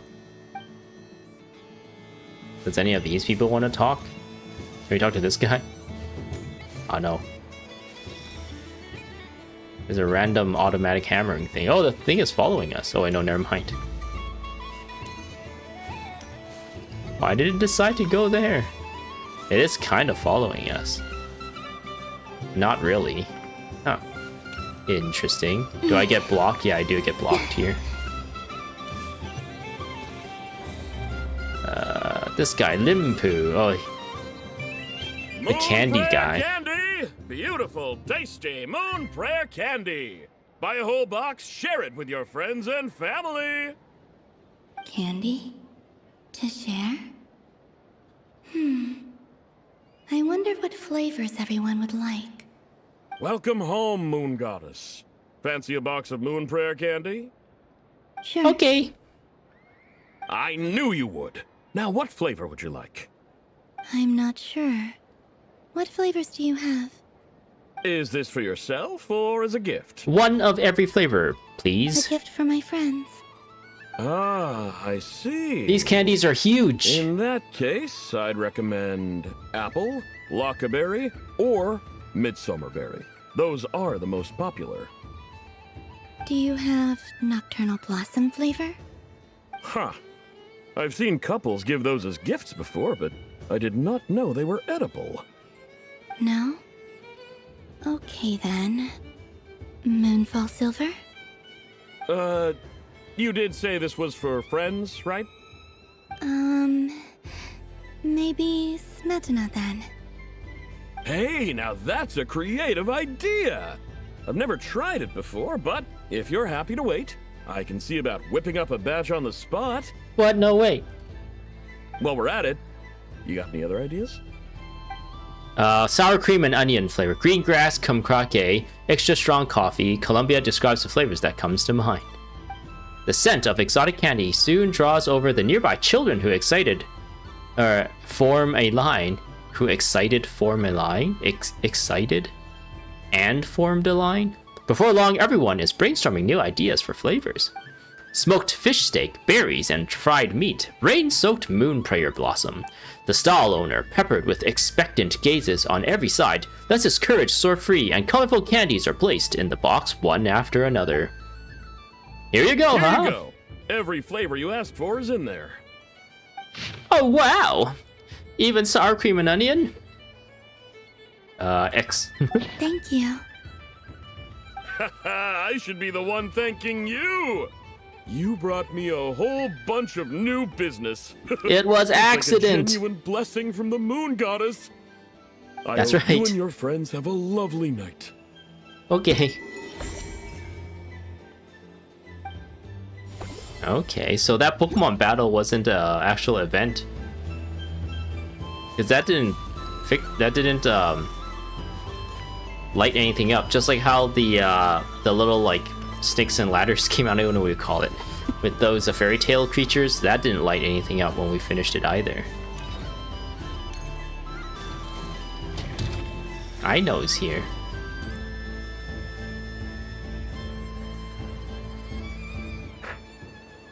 Oh no, someone put stickers all over her face. Sense. How am I losing every single time? Wait, Inefa, you're cheating, aren't you? Yeah, that must be it. She's using them AI-generated powers. I am not cheating, I know. Uh-oh, sounds like Inefa's turning into a big baloney bot. I think it's time for some serious maintenance. I know's voice actress is super cute. Help me. Actually, her voice is like really well done too. Miss Columbina, I know, is attempting to cheat. What the? I'm not the cheater. You're the cheater. How dare you throw it back at me? She has stuff stuck all over her face.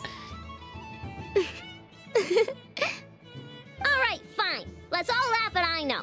Just you wait till I get home, because I'm gonna make a game bot that can win 100% of the time. Let's see you laugh when I come back and beat your butts. You'll all have your heads covered in stickers when I'm through with you. We came to check everything was okay after all that yelling, but,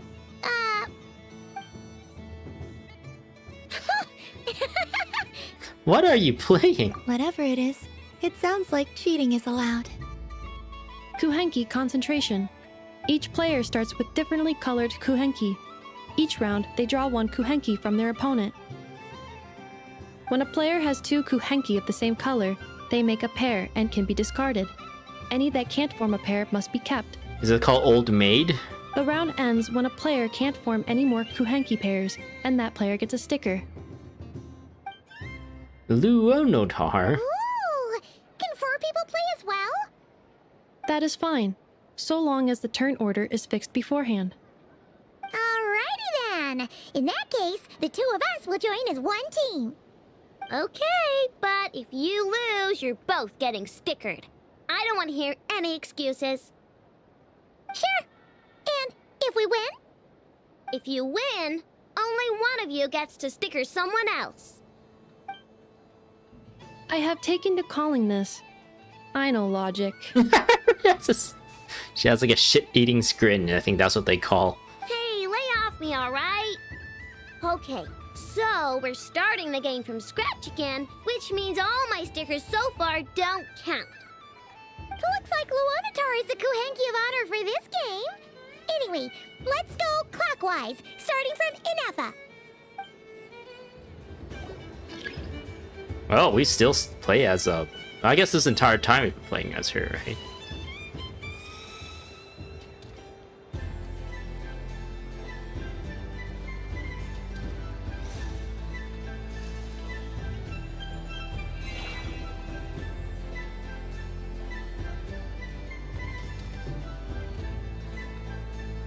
Nice! That's a pair! But I don't know what I have.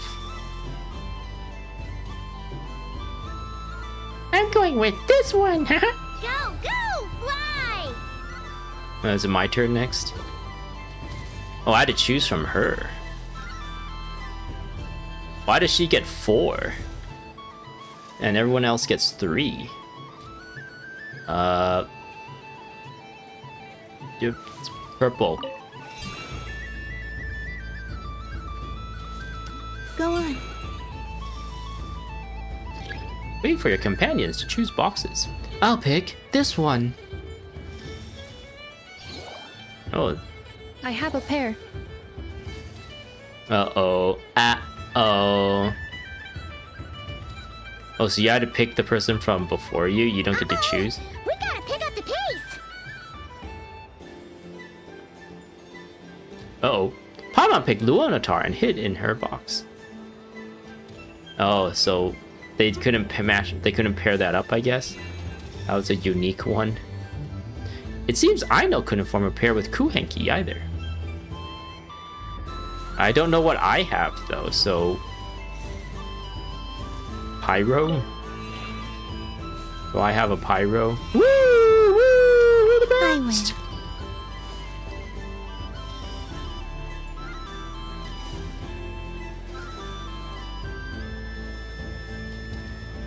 But doesn't that mean she's out of cards too? Doesn't she win as well? That was too close. So they I lose. thought I was gonna lose. Good luck, everyone. Aw, we're out! Wop wop. Traveler Paimon gets stickers on their face. Let me pick a good one.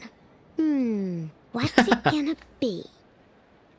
You're looking very pleased with yourself there. What happened to being a huge Grumposaurus? I won. Duh. She's cheating.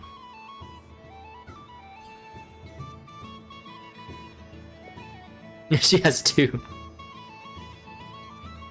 Oh no. I guess she's kind of like the Joker. Don't fidget too much. She has not Aino, lost or yet. the sticker's going to fall off. I don't care. If it falls off, it falls off. If a pair of Kuhenki get discarded, why not a pair of stickers? Huh? Huh?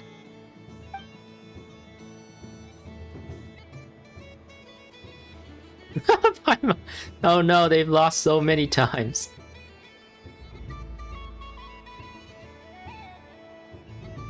She's a little slouchy. We've lost a bunch of times. I've lost. There's a really adorable interaction here. This little section. Sticker, sticker, sticker! Ready? Here it comes. My eyeball! Don't worry, I wasn't using it anyway. You think so? Shame. I can't see it for myself. What did Luanatar say? She said it looks so cute that she wants me to lose a few more rounds. After many more rounds, everyone's heads are covered in stickers, except for Enefa's. Because she's cheating. Who put these stickers on Paimon's eyebrows? Ugh, she can barely see. Alright, now, I think we got enough evidence to prove that there's a serious problem here. Agreed.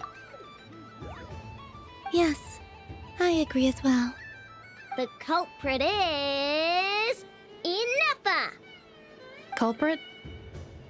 What did I do? Quit acting dumb, Enefa! You're not wriggling your way out of this one. I've been watching you. She's got two little slimes. When she blinks, do they move? Oh, no, they don't. Not only did you remember whose side Luanatar started at, but every time someone drew a Kuhenki, you were logging it and calculating every last possibility. Which Kuhenki pairs were gone, who had what color Kuhenki in their hand, even our facial expressions. You were keeping track of it the entire time. Exactly! Why I no said? Putting aside the fact that running calculations is not against the game rules, do you have any evidence to support your allegations? The evidence is your eyes were shining. Take that. But that's not against the rules either. So she admits it. She certainly does. Get her. Put all the stickers on her face. Alright, everyone grab a sticker. It's time to get Enefa back. But... Take that! Take the hat. Even Paimon.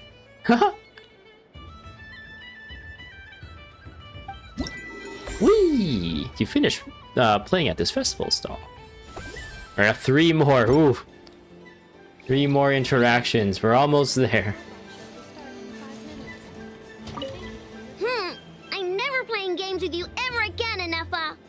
Would you like some moon prayer candy? Ooh, moon prayer candy? Sweet. Is it okay if I grab a whole bunch? Sure. Columbina, turn around.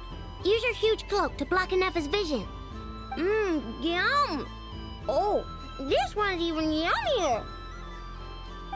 Ugh, the flavors are blending in my mouth. Ew. I guess she does have a weak spot for sweets, right? Hey, Enefa. Oh, we can't talk to Enefa. Darn it. It's a little, whatever this thing is called with, the alt. Oh, they're doing something here. Combining precision engineering with water cooling technology, this high-performance sprinkler fires powerful, controlled balls of water for up to 14 seconds at a time. That's exactly what her ult does. Providing accurate plant watering at range. It can also be used to clean those tough-to-reach areas of the house that Aino cannot get to, no matter how high she jumps. Show us what you can do, Cool Your Jet Stucky. Now that's what I call true power. What a demonstration.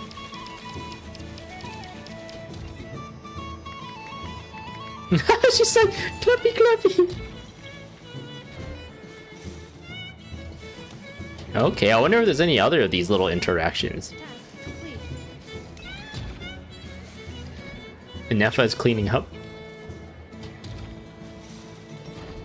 Does this like reset then?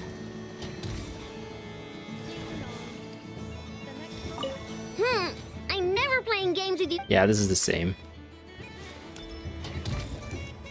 Oh, I can talk to her. Aino is throwing a tantrum again.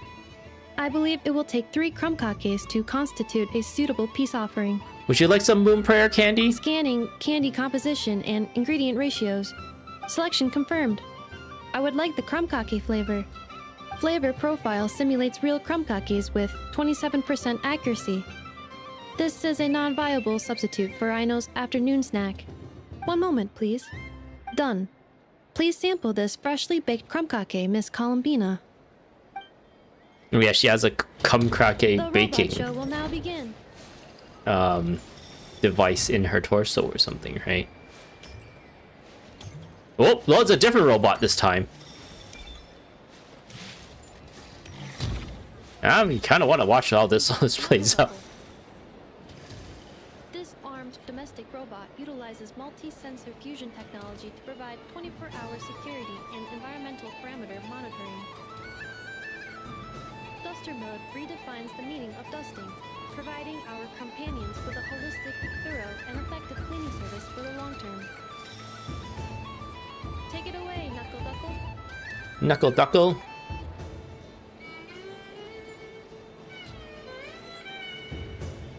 Now that's what I call true power. What a demonstration. What a demonstration. Oh, I can't go this way. Clearing stage of Kubaki stamping die. Task complete.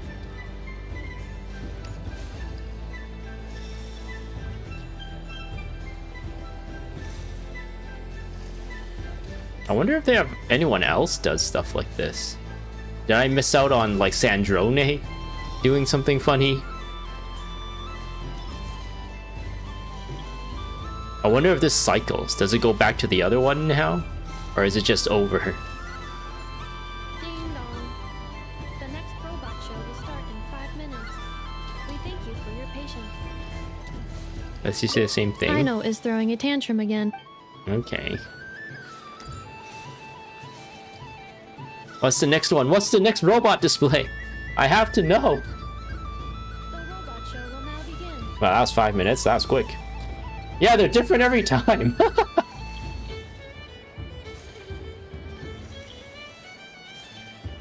Now, let's see what Crumbling 70% Sweet can do for you. This dessert-making robot fully automates the baking process with smart recipe analysis and precision temperature control. Don't miss out on Crumblin's taste testing function, unique to the market. It is a hallmark of Aino's forward-thinking design philosophy, which places mechanical empathy at the core. Crumbling 70% Sweet. The stage is yours. It's making crumb-kakes right now. I know it's there. Now that's what I call true power. What a demonstration. What a demonstration. Converting excess desserts into energy. Conversion complete. Ding dong. The next robot show will start in 5 minutes. We thank you for your patience. Man, I'm just hanging out with a lot of these people, waiting for the next robot show. Who's the next robot show? Sniffer mole.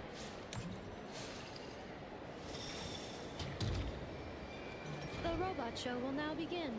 I wonder if it loops. I'm waiting for it to loop. Now showcasing Zip Zap Spybot number 1. Oh, it's still another different robot. And low center of gravity stabilization technology, enabling rapid infiltration into high-risk environments. For obstacle removal on a large scale, it represents an upgrade from more traditional cleaning units. However, it is not recommended for bedroom use as the spinning circular saw may cause damage to furniture. Over to you, Zip Zap Spybot number 1. Now that's what I call true power. What a demonstration! Activating Kubaki acceleration field. Activation complete.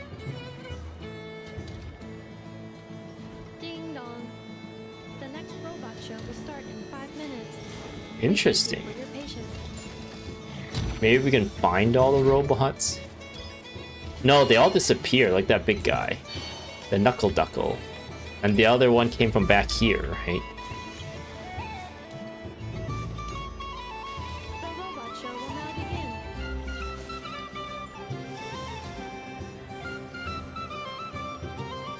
Oh, is she the robot presenting now? Oh no, it's still another one. It's someone different altogether.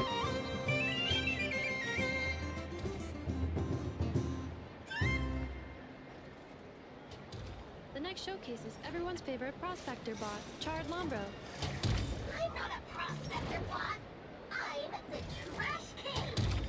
This is a special sorting bot that can sift through useless trash and pick out valuable treasure.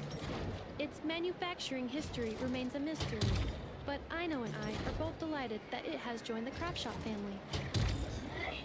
I'm not. Now, how about a demo, Chard? How about some trash to sort? There's none here. Note how it can simulate temper tantrums and respond to information in real time. Back to the workshop. I want to work. Now, that's what I call true power. The demonstration. Now, syncing navigation route with Little Chard. Sync complete. Okay. How many more robots do they have to showcase?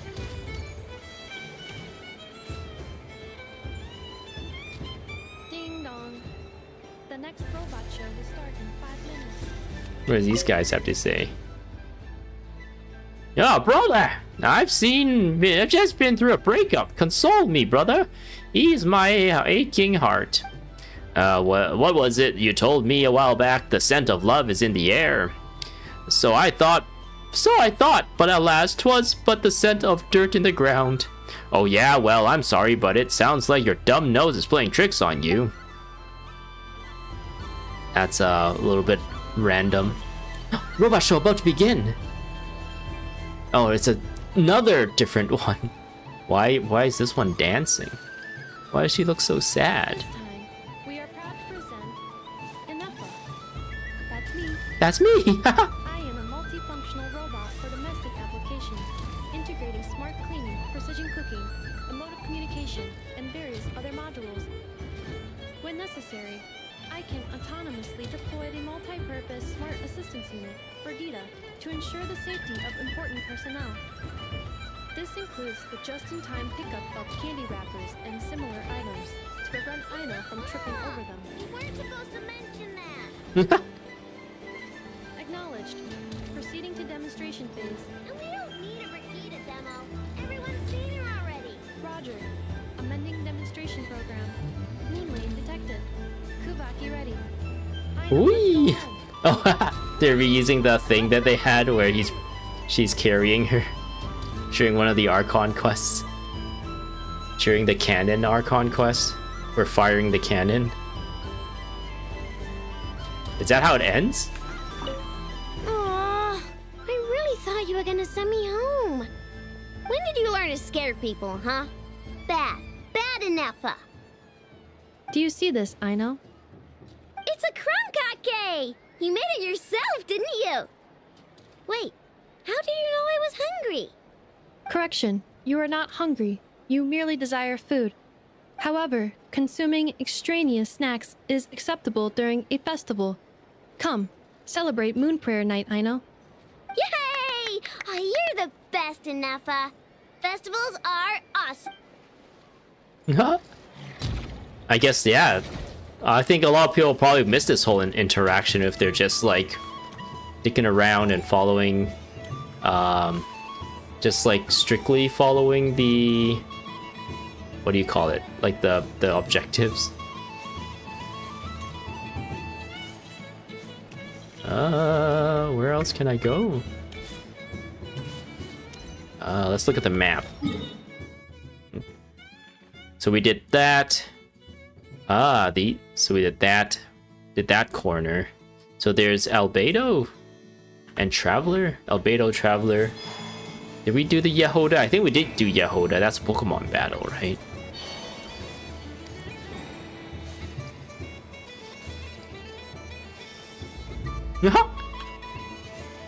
Yes. Just have her boobs. Yes. Yes. Invite Lauma to take a photo? Do they say anything or do we just see a photo? Oh, we do get dialogue. Sure it would make for a great photo opportunity, but Moon Prayer Night has rendered my antlers uncomfortably large.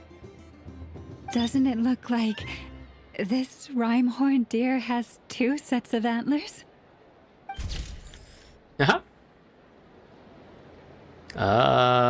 Invite a rhyme-horned deer. That's so silly. This deer is just playing itself. And traveler. And done! Here, take a look! I think it looks quite funny. Well, Paimon thinks it's super cute. It looks like a silly chic badger and a rhyme-horned deer that's about to fall asleep. Silly? In what way? Maybe I'll stand on the chic badger's side instead. It looks like we've attracted the attention of quite a few animals. Let's make room for them.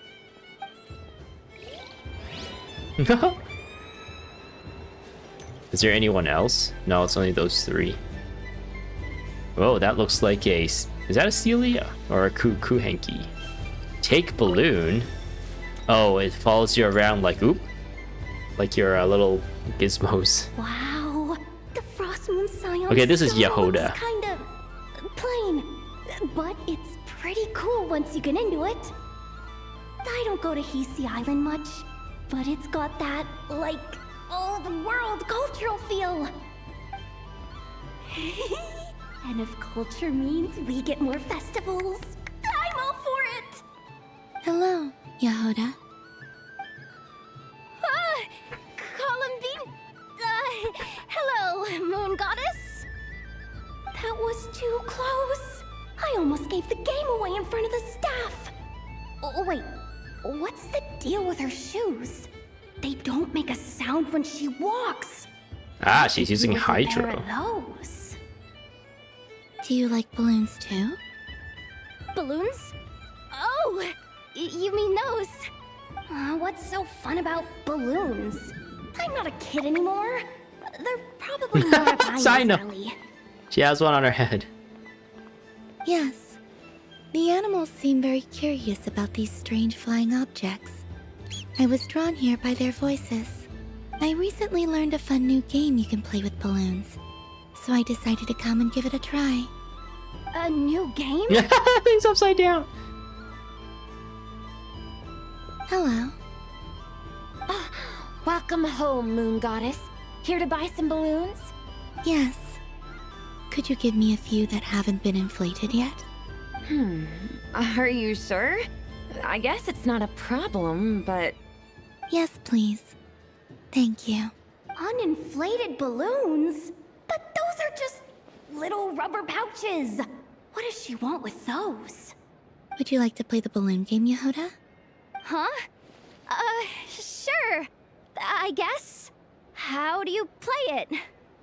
Wait here a moment. Oh. This is so weird. What have I gotten myself into now? I thought I saw Columbina nearby. Uh-oh! That's the 4th Harbinger! Although she's helped us out quite a bit, she's good people, right? Is she looking for Columbina? Oh, guess that's my ticket out of No, here. Traveler and Paimon I'm are not back sure my there. heart can take being sandwiched between 2 Harbingers.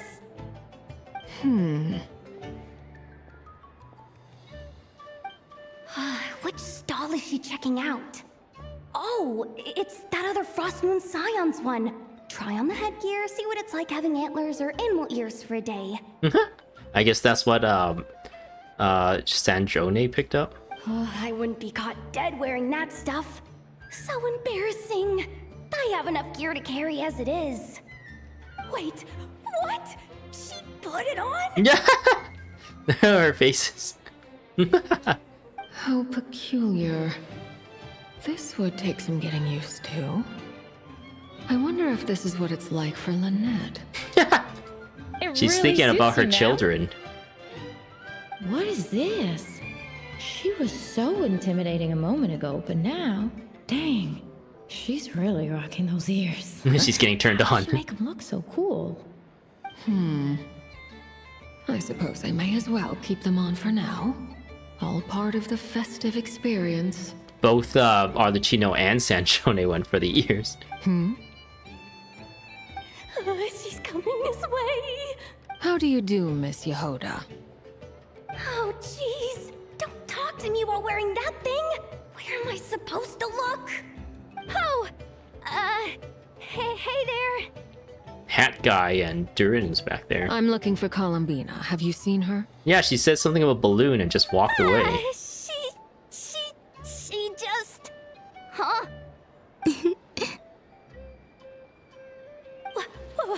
Wait, is that what she meant by balloon game? Oh, it's like the water balloons then?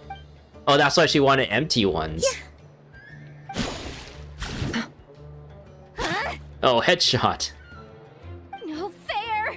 How come I get caught in the crossfire? An ambush from the rear? Is this a declaration of war, Columbina? Would you like to play too? She does look really cool with those ears. What's going on? Seriously? Like, Are they gonna start some beef right here, right now? Sandrone didn't look very good in my opinion, but she looks really good with those ears. Gladly. That said, I believe there is another who would like to join. Boss Nev! Thank goodness! You've got to get me out of here! Things are kicking off big time! Hello there. I'd like 10... no, make that 20 balloons, please. Uninflated. What? She has the funniest faces. Miss Moon Goddess, I hope you're prepared to pay the price for assaulting my employee. Welcome to the game, Nefer. Just to be clear, let's keep this a fair fight, okay? No strange powers. She has please, dot and thank eyes. you. Naturally. Don't just stand there, Yehoda. Aren't you going to team up with me? Huh? Do I have to? Of course. Don't forget, the Curatorium has a reputation to uphold. I knew something like this was gonna happen. That's all these. They're all just throwing it at her. Boink. Yeah. These lovely ladies are having fun. So that's Yehoda. The knave. I've seen Linny and the other children play this game before. It would seem that it's not a bad way to relax once in a while. Would you like some moon prayer candy? Candy? Would you mind if I took a handful extra? I'm sure the children will enjoy them. I must say, Columbina, you really have changed. You never used to show this much consideration for other people, even when prompted. I'm sure Sandrone would agree when I say, I like the present version of you better. I wonder if I can get ears as well. Welcome home, Moon Goddess. Would you like to try on some animal-themed headwear? Sure. I always hear Lauma saying how heavy her antlers are. I wonder how it feels. Let me give it a try. Oh my! It really suits you. They're these little It's a antlers. little itchy, and it's hard to turn my head. Should I keep wearing it? Let's just try each one. I'll try a different one. How does this look? He's got the cat ears. I'll try a different How one. does this look? This is the kitten one. I guess the other one's like a wolf one. I don't know. I think I like the antlers. How does this look? Yeah, that kind of goes with her outfit. Keep it on. Yeah. Do they comment on my antlers? I've seen Linny and the... Ah, no, they don't. Muffin.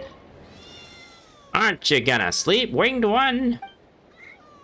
No, wait, this is Moon Prayer Night. No one sleeps on Moon Prayer Night. No one sleeps! No one sleeps! Sleep.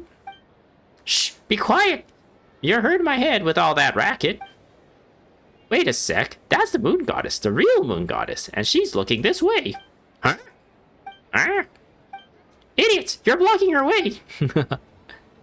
There's the little thing. Can we pick these up? How many times do I have to tell you?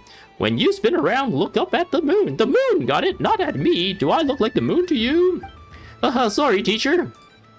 And then again. Stop, you, at the back. You're behind the beat. This dance is supposed to be simple. Focus up and you'll be practicing till next Moon Prayer Night at this rate. Again. Let me guess, you're angry because of what I said? Right? I can tell because you're going too fast. You're ahead of the beat. Sorry, teacher. It's so noisy here. I can't hear the beat. Miss Kuhenki, are you sure it's no trouble? Wait, there's a Kuhenki? Oh, all these people are playing drums. I see. Then yes, then thank you. Yes, we'd love to have you play the accompaniments. Alright, look sharp, everyone. Time to step it up. Show me your best moves. 5, 6, 7, 8. Nefer is here. That was fun. It's a shame Ashru doesn't like playing with water. Alright, I've roped him in as well. Would you like some Moon Prayer candy? Oh, a gift? You shouldn't have, Miss Columbina. Very nice indeed. Candy is one of many luxuries that the desert folk could never afford. How I yearned for candy when I could not have it. Yet, now that it is readily available to me, I never seem to crave it. May your Moon Prayer Night be one free from regrets. Okay. What's this? Should I give it a try? What am I giving a try? Join the performance?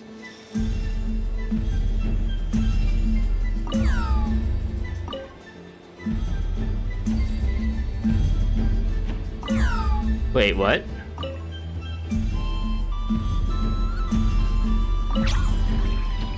Oh, you got a little prize out of it. Interesting. Essence Ruth. You hold her?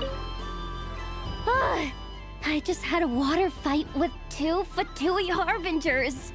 Pretty scary. And but Nefer. Also, surprisingly fun. Would you like some Moon Prayer candy? Oh man, this feels kinda wrong.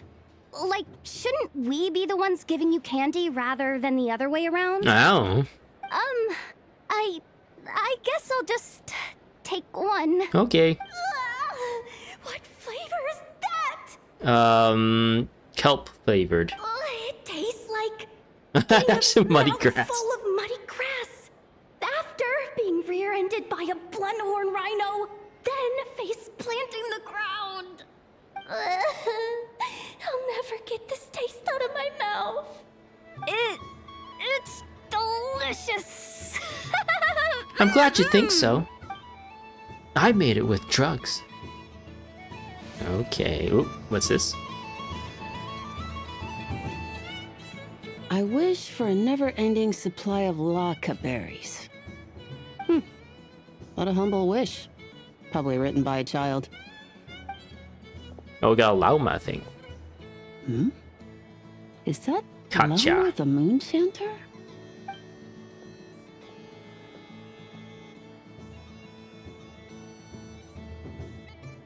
Wait.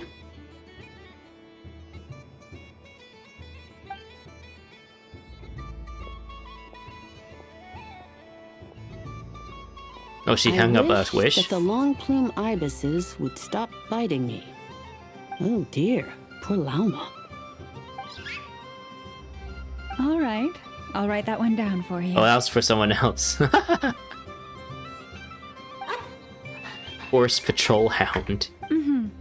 I got it. While everyone else is celebrating Moon Prayer Night, you're as busy as ever. I don't mind. It's rewarding work. A good kind of busy. My antlers are at their heaviest tonight, and the Kuvaki waves are especially strong. But as I help these dear friends hang their wishes up, I feel a great peace within myself that is hard to describe. You see, they are all such beautiful wishes, and they are ones that we can fulfill by our own strength. Do you blame me, Lauma? I want to hear your honest answer. It is by the help of so many people that I can return to the moon. But I feel as though I've hardly done anything in return.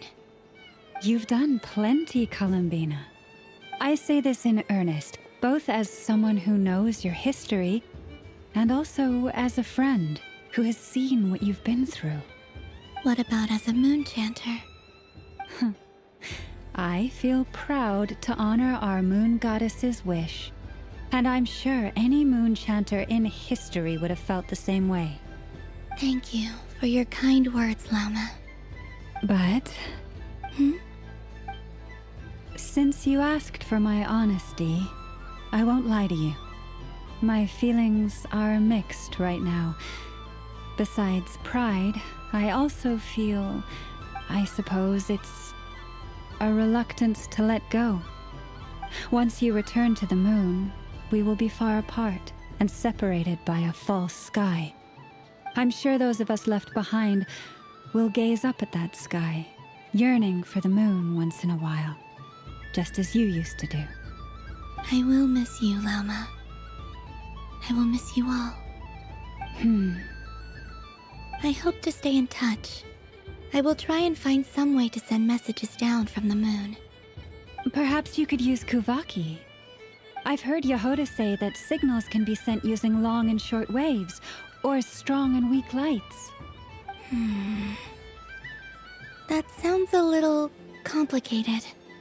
What if we forget what the signals mean? We could prepare a codebook beforehand, but... You're right. It wouldn't really suit you. Still, whatever happens, I believe that you will find your own unique way of communicating with us. And now that I think about that, my heart feels lighter.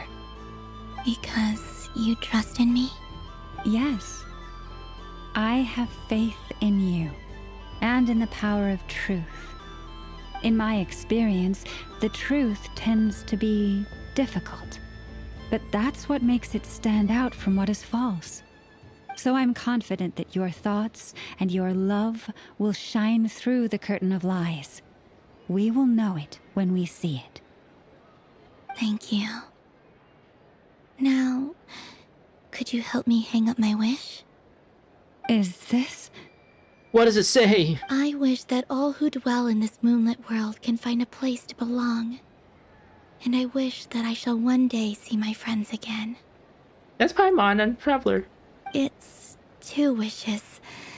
I hope that's not too greedy of me. Not at all. And I think you speak for us all with the second one. Okay. I shall continue to pray until the day that all of these wishes come true. Ooh. A nice little picture here.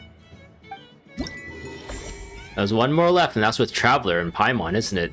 I didn't plan it this way, it just kind of happened. Oh no, I already did the Traveler and Paimon one. Never mind. I wonder who's the last one then. Oh, it must be Varka, right? Or... Wait, but there's still Durin and Albedo and Hat Guy, right? Or maybe they're not really Columbina's friends. So maybe they don't have much of a thing. Yes. May everyone's wishes come true. Would you like some moon prayer candy? Why, thank you. Oh my. It's so sweet. That's because you're sweet, Lauma. I'm so accustomed to plain, simple meals that this sweet treat is quite a shock to the senses. But I savor this moment in its entirety because it tastes like true friendship.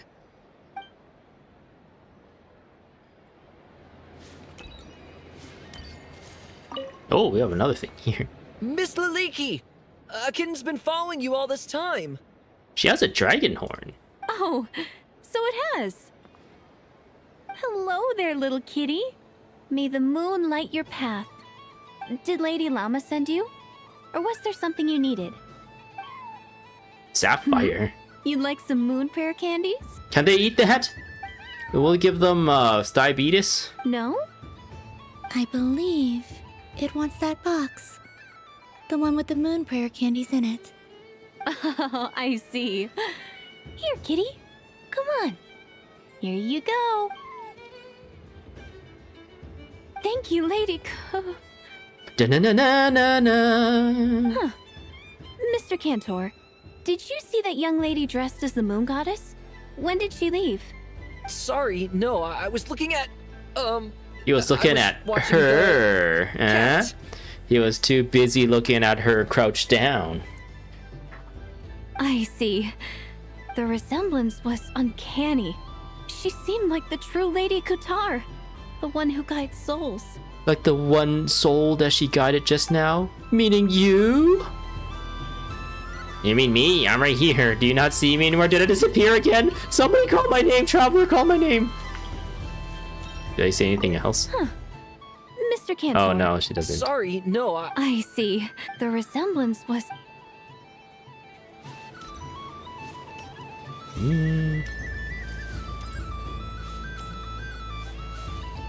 Nefer, I think I talked to Nefer already. Karina. Sunny days! I prefer sunny days. Ah, well, you A are talking as magic warm as lamp. the sun itself, Moon Goddess. Oh, this is Faye. This is... Oh, not Faye. Felin's. Who is a well. Faye? I believe your spirit animal has to be... a goat. This most adorable chic badger. Wow! Thank you, Mr. Talking Magic Lamp. Have a very happy festival, Moon Goddess. It's Paimon. That's you, isn't it? Oh, the Chino still has her ears in the background there. Shh. It's our little secret, my dear traveler in Paimon. Okay, sure, but why are you here selling sugar sculptures? Everyone celebrates in their own way. After gazing into the abyss and spending time around gravestones all year, what better way to relax than to see sunny smiles on the faces of the living? Oh, I guess we did interact with Hat Guy and Durin with the ring tossing thing, right? But we kind of interacted with Varka too, with one of the witches, or one of the Hetson circles. Kinda, sorta, not really. He was just there. But we have not talked to Albedo at all. So I wonder how he fits in. Besides that, I like to think of myself as a fair judge of character. I dare say matching personalities to confection suits me rather well. That's not what Paimon was talking about. Aren't you afraid that your true identity might be exposed? Should I be? There is all manner of magic in the air this moon prayer night, thanks to the work of the great mages. I see Miss Columbina is hiding in plain sight. Why should I not do the same? Why miss this rare opportunity to enjoy a special evening in my true form? Your true form is a lamp? Fair enough. You got a point there. People who don't know you will probably think you're just a talking lantern. Well, now that we see eye to eye, what brings you here? Not a search for your spirit animal, I presume? Ah, well, actually... Here, see for yourself. Oh, this is... How wonderful. A beautiful idea. Yeah, we just met Varka, and he said that having everyone draw their own section was kind of boring. So, he did your bit for you. Ah, Varka. Ever the maverick. I see his artistic skills are truly one of a kind.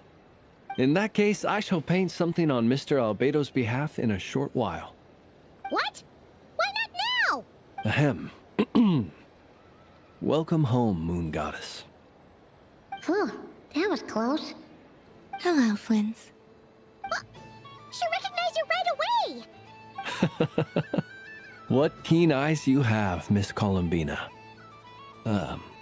Especially considering they are shut. I recognize you by your scent. I did not see you. Rather, I sensed you. I can sense the fluctuations in Kuvaki all around me. One would expect no less of the moon goddess. Might I interest you in some candy? Oh, I have a box of candy on my own. Yes, please. Excellent. We shall trade make some candy. for you right away. Hmm? Something the matter, Miss Columbina? What about my spirit animal?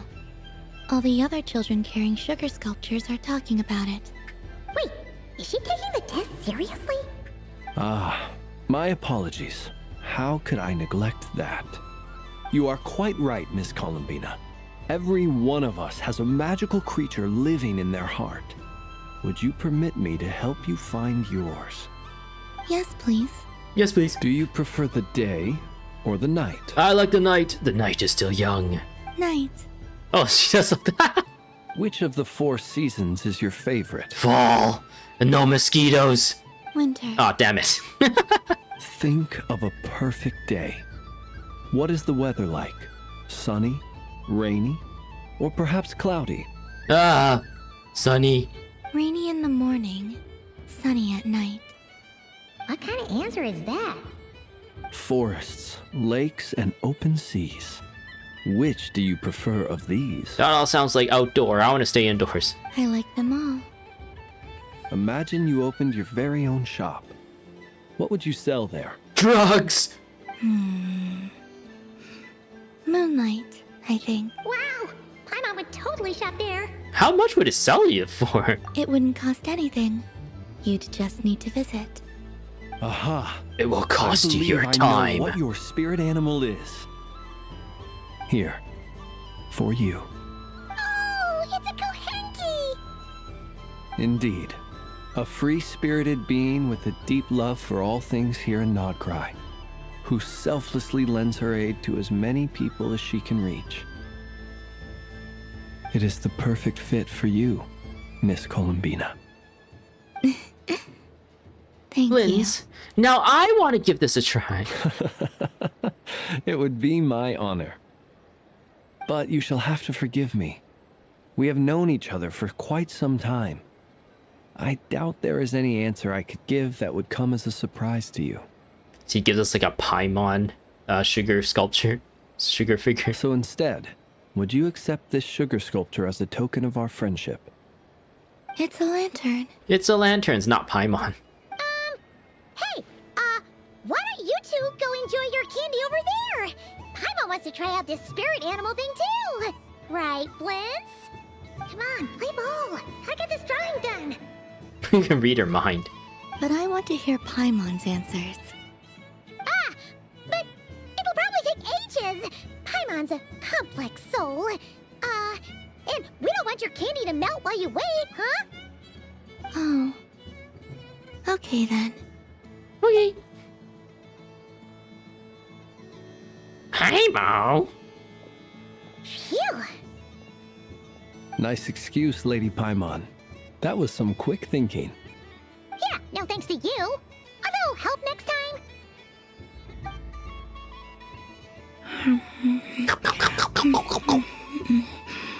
It's sweet. Is that Lockaberry? I wonder what flavor the traveler got. All the flavors. Banana flavored. This way! It's the candy-selling lantern! I'm coming! I like candy. Of course. Traveler, maybe we can share? Share? Yes. I found out recently that people share their food sometimes, so I'd like to try it. Or is that a no? Oh no, we can't do that. Just don't take too big of a bite. Thank you.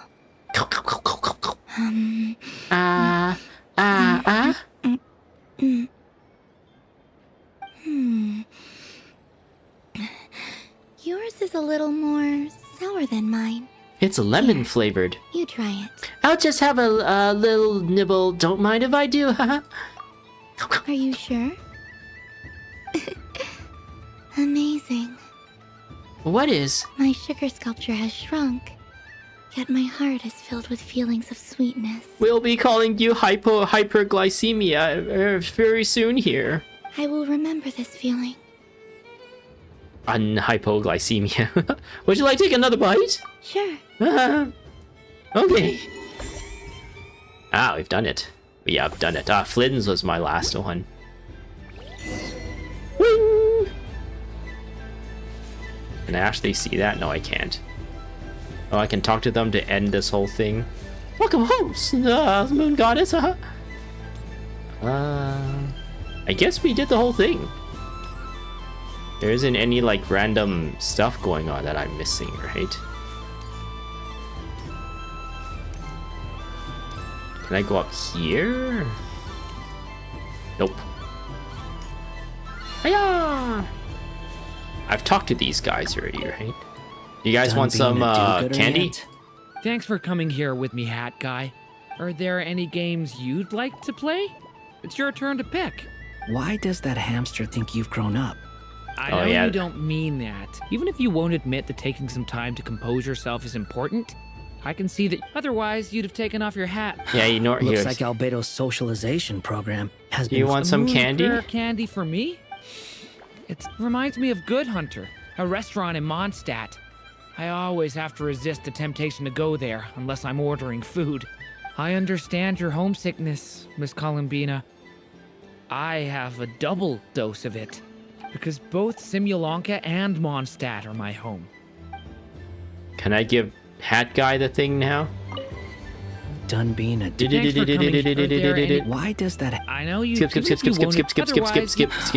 like Albedo's socialization. Here you go. I thought you'd actually spend your precious time doing something more worthwhile. They're both harbingers. Everyone has to take one? Well, fine. I'll take mine. No, he doesn't say anything else.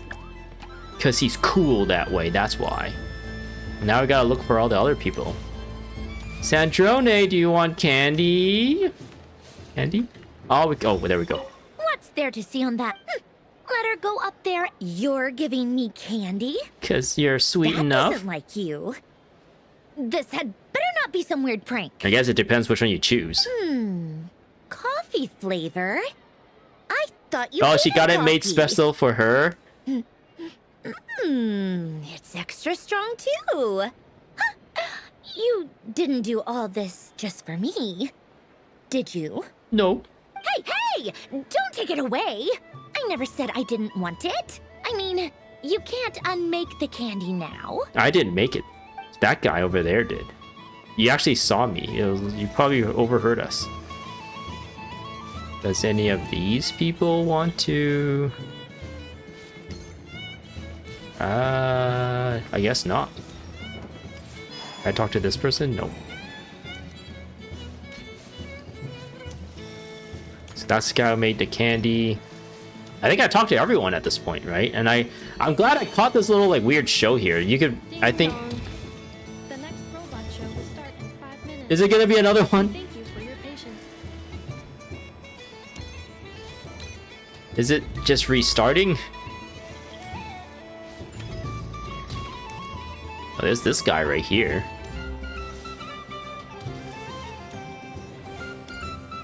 Start the thing, you Nefa.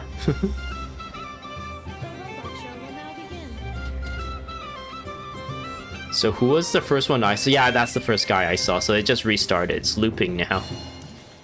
It is fine. It is fine. Varka. I haven't talked to Varka yet, specifically. Varka and Albedo. Actually, can I talk to these people and give them candy? Probably not. I think they just let you replay the mini game, right? Oh, and this is completely over now. I can't even interact with these guys. Okay, Varka. It'd be rude to just leave without saying anything.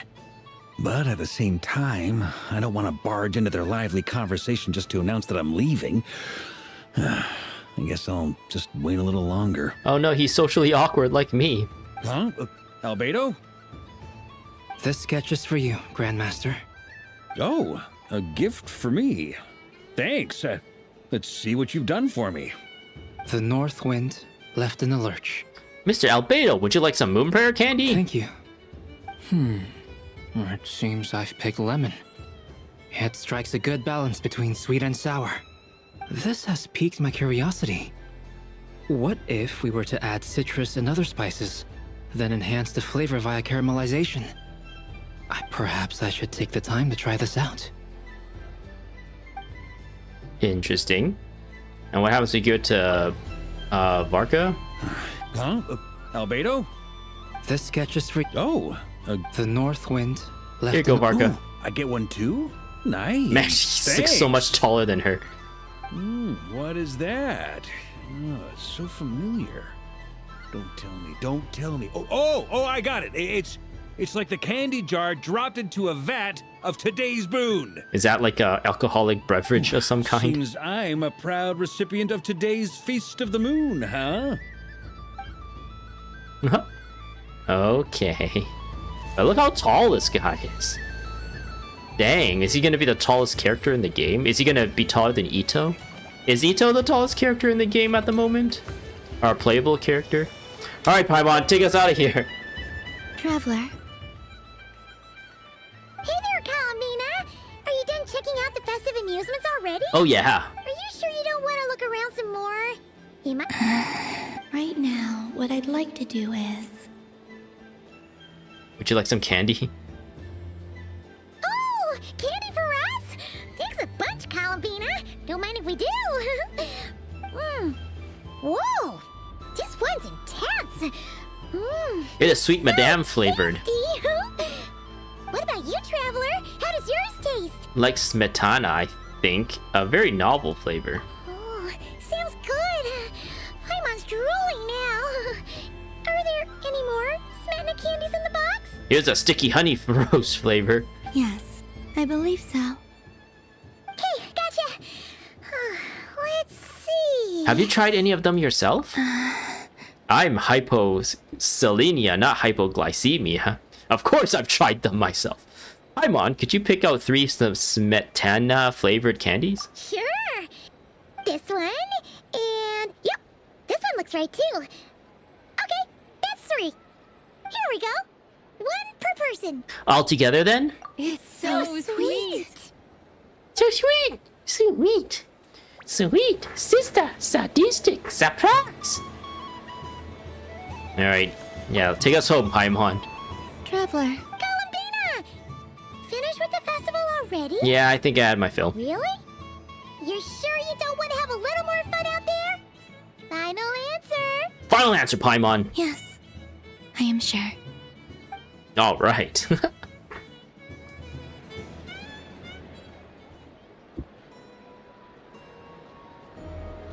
Oh, it's almost 4 hours. This story step. I guess these are 2 story steps right now.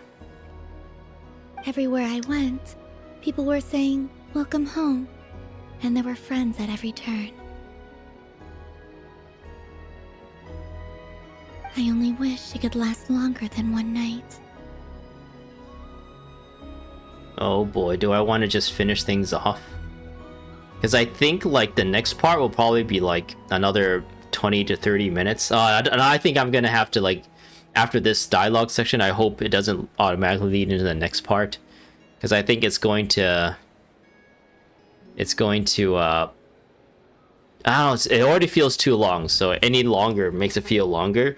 But at the same time, I'm like, if it's only like half an hour left, then like doing a new like section and then in a new stream, then it's gonna be like a half an hour stream just to encapsulate that one section. But I think that's gonna have to be a thing that's gonna happen. I only wish I could last longer. It could last longer than one night. But you can stay here. Your friends will always be here. Yes, you're right. Hi. The moon prayer blossoms. Ooh, look! Look! Moon prayer night has come. Everyone, stop praying. Pray harder, pray harder. That's not the real moon. The moon. It's so beautiful. But that's not the real moon. Are they saying like the real moon's Happy moon light? night, dear. is so strong that it's like shining through whatever the fake sky is. Happy Moon Prayer Night. This guy's Happy got a lot Moon of Prayer ladies Night. around him. A lot of young ladies. They're all his younger sisters. Say, brother, brother, give us candy. Aww.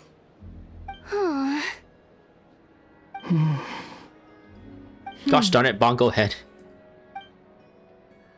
Oh, she took off her ears. I guess the knave also did so too, right? Time flies when you're having fun. Oh. Looks like the time has come. The time. Columbina. You're heading Please off, then? don't go. Yes. We'll miss you to the ruins you forever. mentioned. And from there, back home to the moon. Wait! I know? At least... Take one of our craft shop's crumb cookies up to the moon with you. You know, for a snack. Sure. Why not? The Curatorium of Secrets believes in proper farewells. No story should be left without a satisfactory endnote. Never. Farewells are an important affair for the Ratniki, too. We never know when we might meet again. He walks in, and then like the girl, huh? Where did the talking lantern go? I was going to get more of my friends to get more candy. Flynn's is like, oh, I gotta go back, get back. Haha! And here I thought grand farewells wouldn't suit tonight's mood. But I suppose friendly passion is not to be stopped, eh?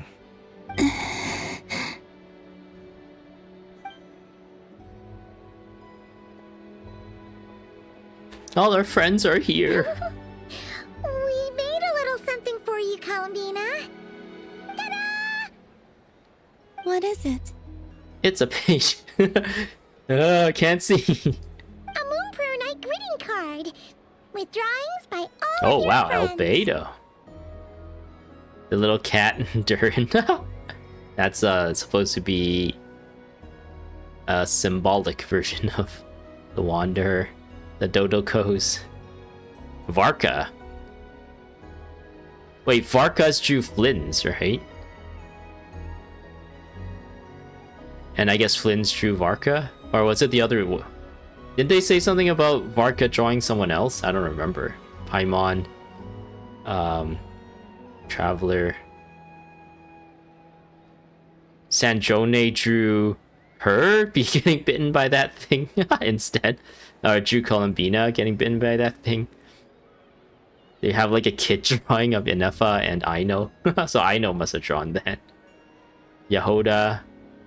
I wonder who drew this. Nefer drew like the cat then? Ashno? Ashi? There's Lauma. Oh, this must be Arlecchino. She didn't draw a picture of herself. She just drew a T and a feather. I wonder who drew this then. Who drew the Columbina in this? But yeah, freaking Albedo like flexing on everyone here. You did mention that you'd like a portrait done, so I took the liberty of creating one for you. Oh, Albedo drew that. I, meanwhile, did the portrait of Mr. Albedo. Wait, he drew that? And Mr. Varka did the same for me. So Varka drew Flynn's. Varka doesn't know how to draw. And Albedo, or Flynn's drew Albedo. This is Flynn's flexing on everyone. I mean, I think my work was pretty true to life, don't you think? The picture of Ashru was my doing. The two of you seem to get along rather well. Wait, was I the only one who did a full body picture? That's so embarrassing. What are you talking about? These two are full body, and so is this cat. I did pictures of me and Anefa. I did my own portrait and one for Hat Guy. Plus, there's the two mages, Arlecchino and Sandrone. So, if you ever miss us, just flip the card open and we'll all be right there with you. I can't see it though. I don't know what to say. Thank you so much, everyone. I guess I can smell it This every whole once in a moon prayer while. night was more than I could have ever asked for. It is the greatest gift I have ever received. Lauma, I figured it out. Figured what out? Remember how the Frost Moon Scions used to use milk as invisible ink to write hidden messages? That was a very long time ago. Oh, are you saying? Yes. When I miss you all, I shall use Moonlight in the same way, to write words that only you can see upon the moon itself. Wait, what? How's that gonna work? Wow, that sounds lovely. Quite. But how will we see them? Some conspiracy theorists like see some words on the moon and it's like, wait, what? There must be some crazy conspiracy going on. The moon landings were fake. Simply open your windows on nights when the moon shines bright, and the moonlight will naturally flow towards the words I have written. Is that how it works? That sounds most fitting indeed. Very true to form. I'll try to write them in places that won't disturb your sleep.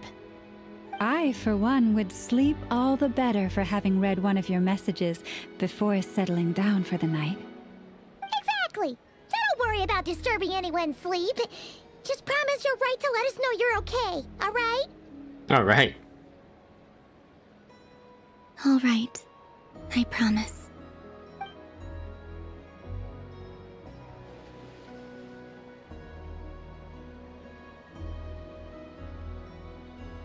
In that case, Columbina.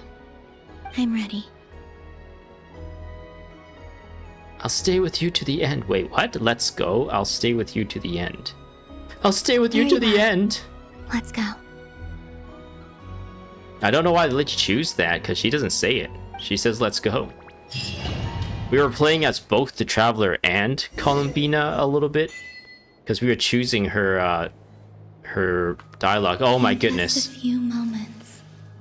I will be gone. I still don't know what to expect on the moon. They automatically really put be me able into to the send next story messages to my instance. friends? The Kuhenki, the animals of Not Cry. I'll never get to see them again. I wonder where I'll be when the next moon prayer night comes.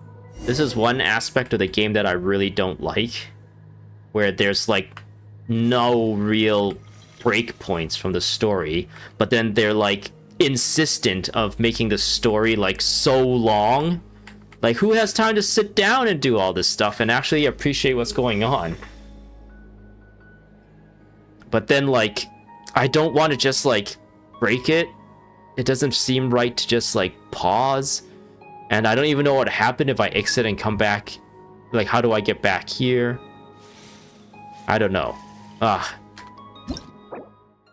I can leave domain. Lower difficulty. What? What happens if I leave the domain?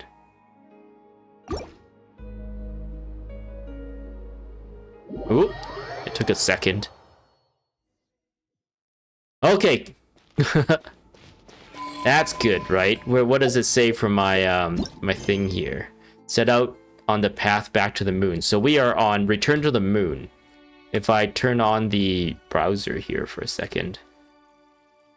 We're I guess on this step. This only has 3 steps, this entire thing. And I don't know, it's really late for me, so I don't want to have like another half an hour, 45 minutes.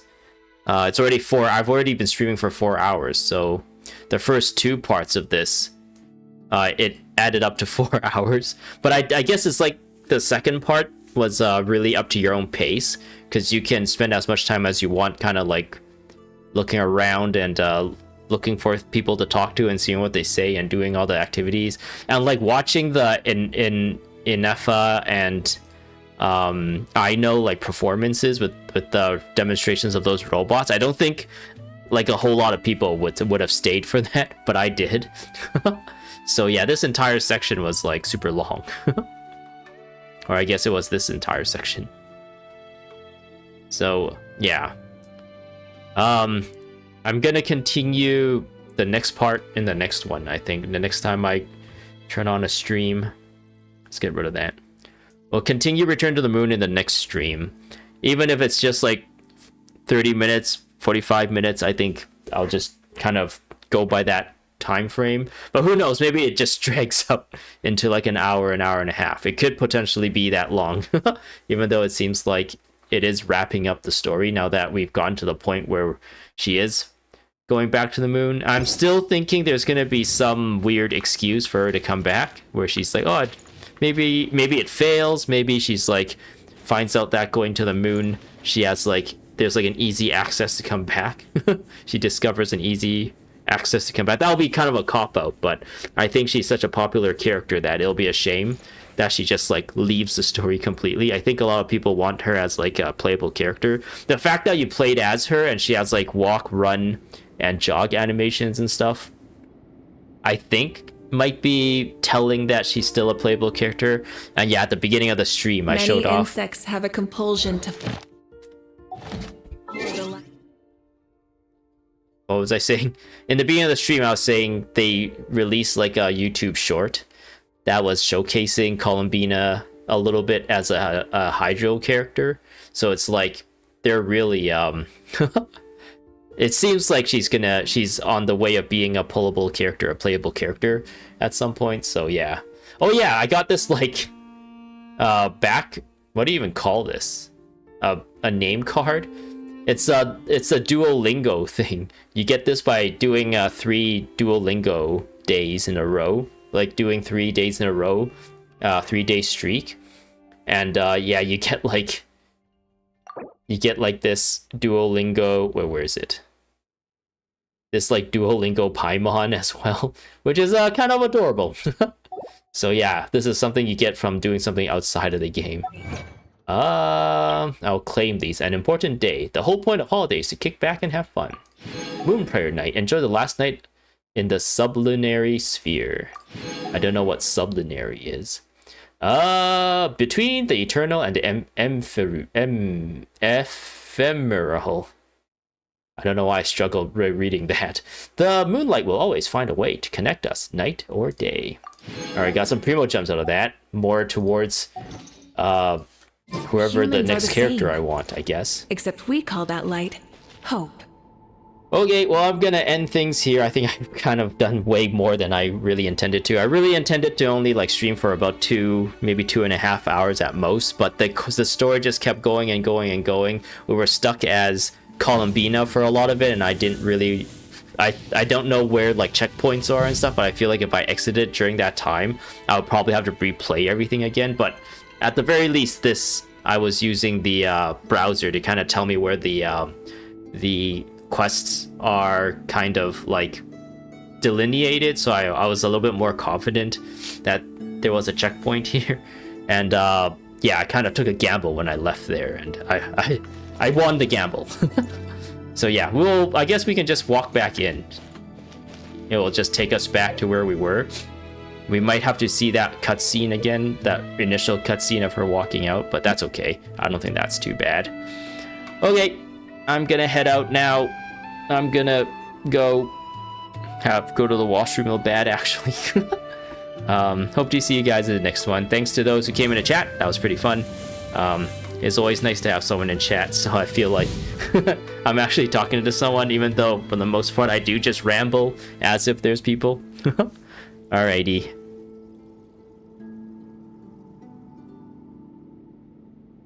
Where's the button? I need to get my mouse over the button to end stream. Alrighty. Bye-bye. Instead of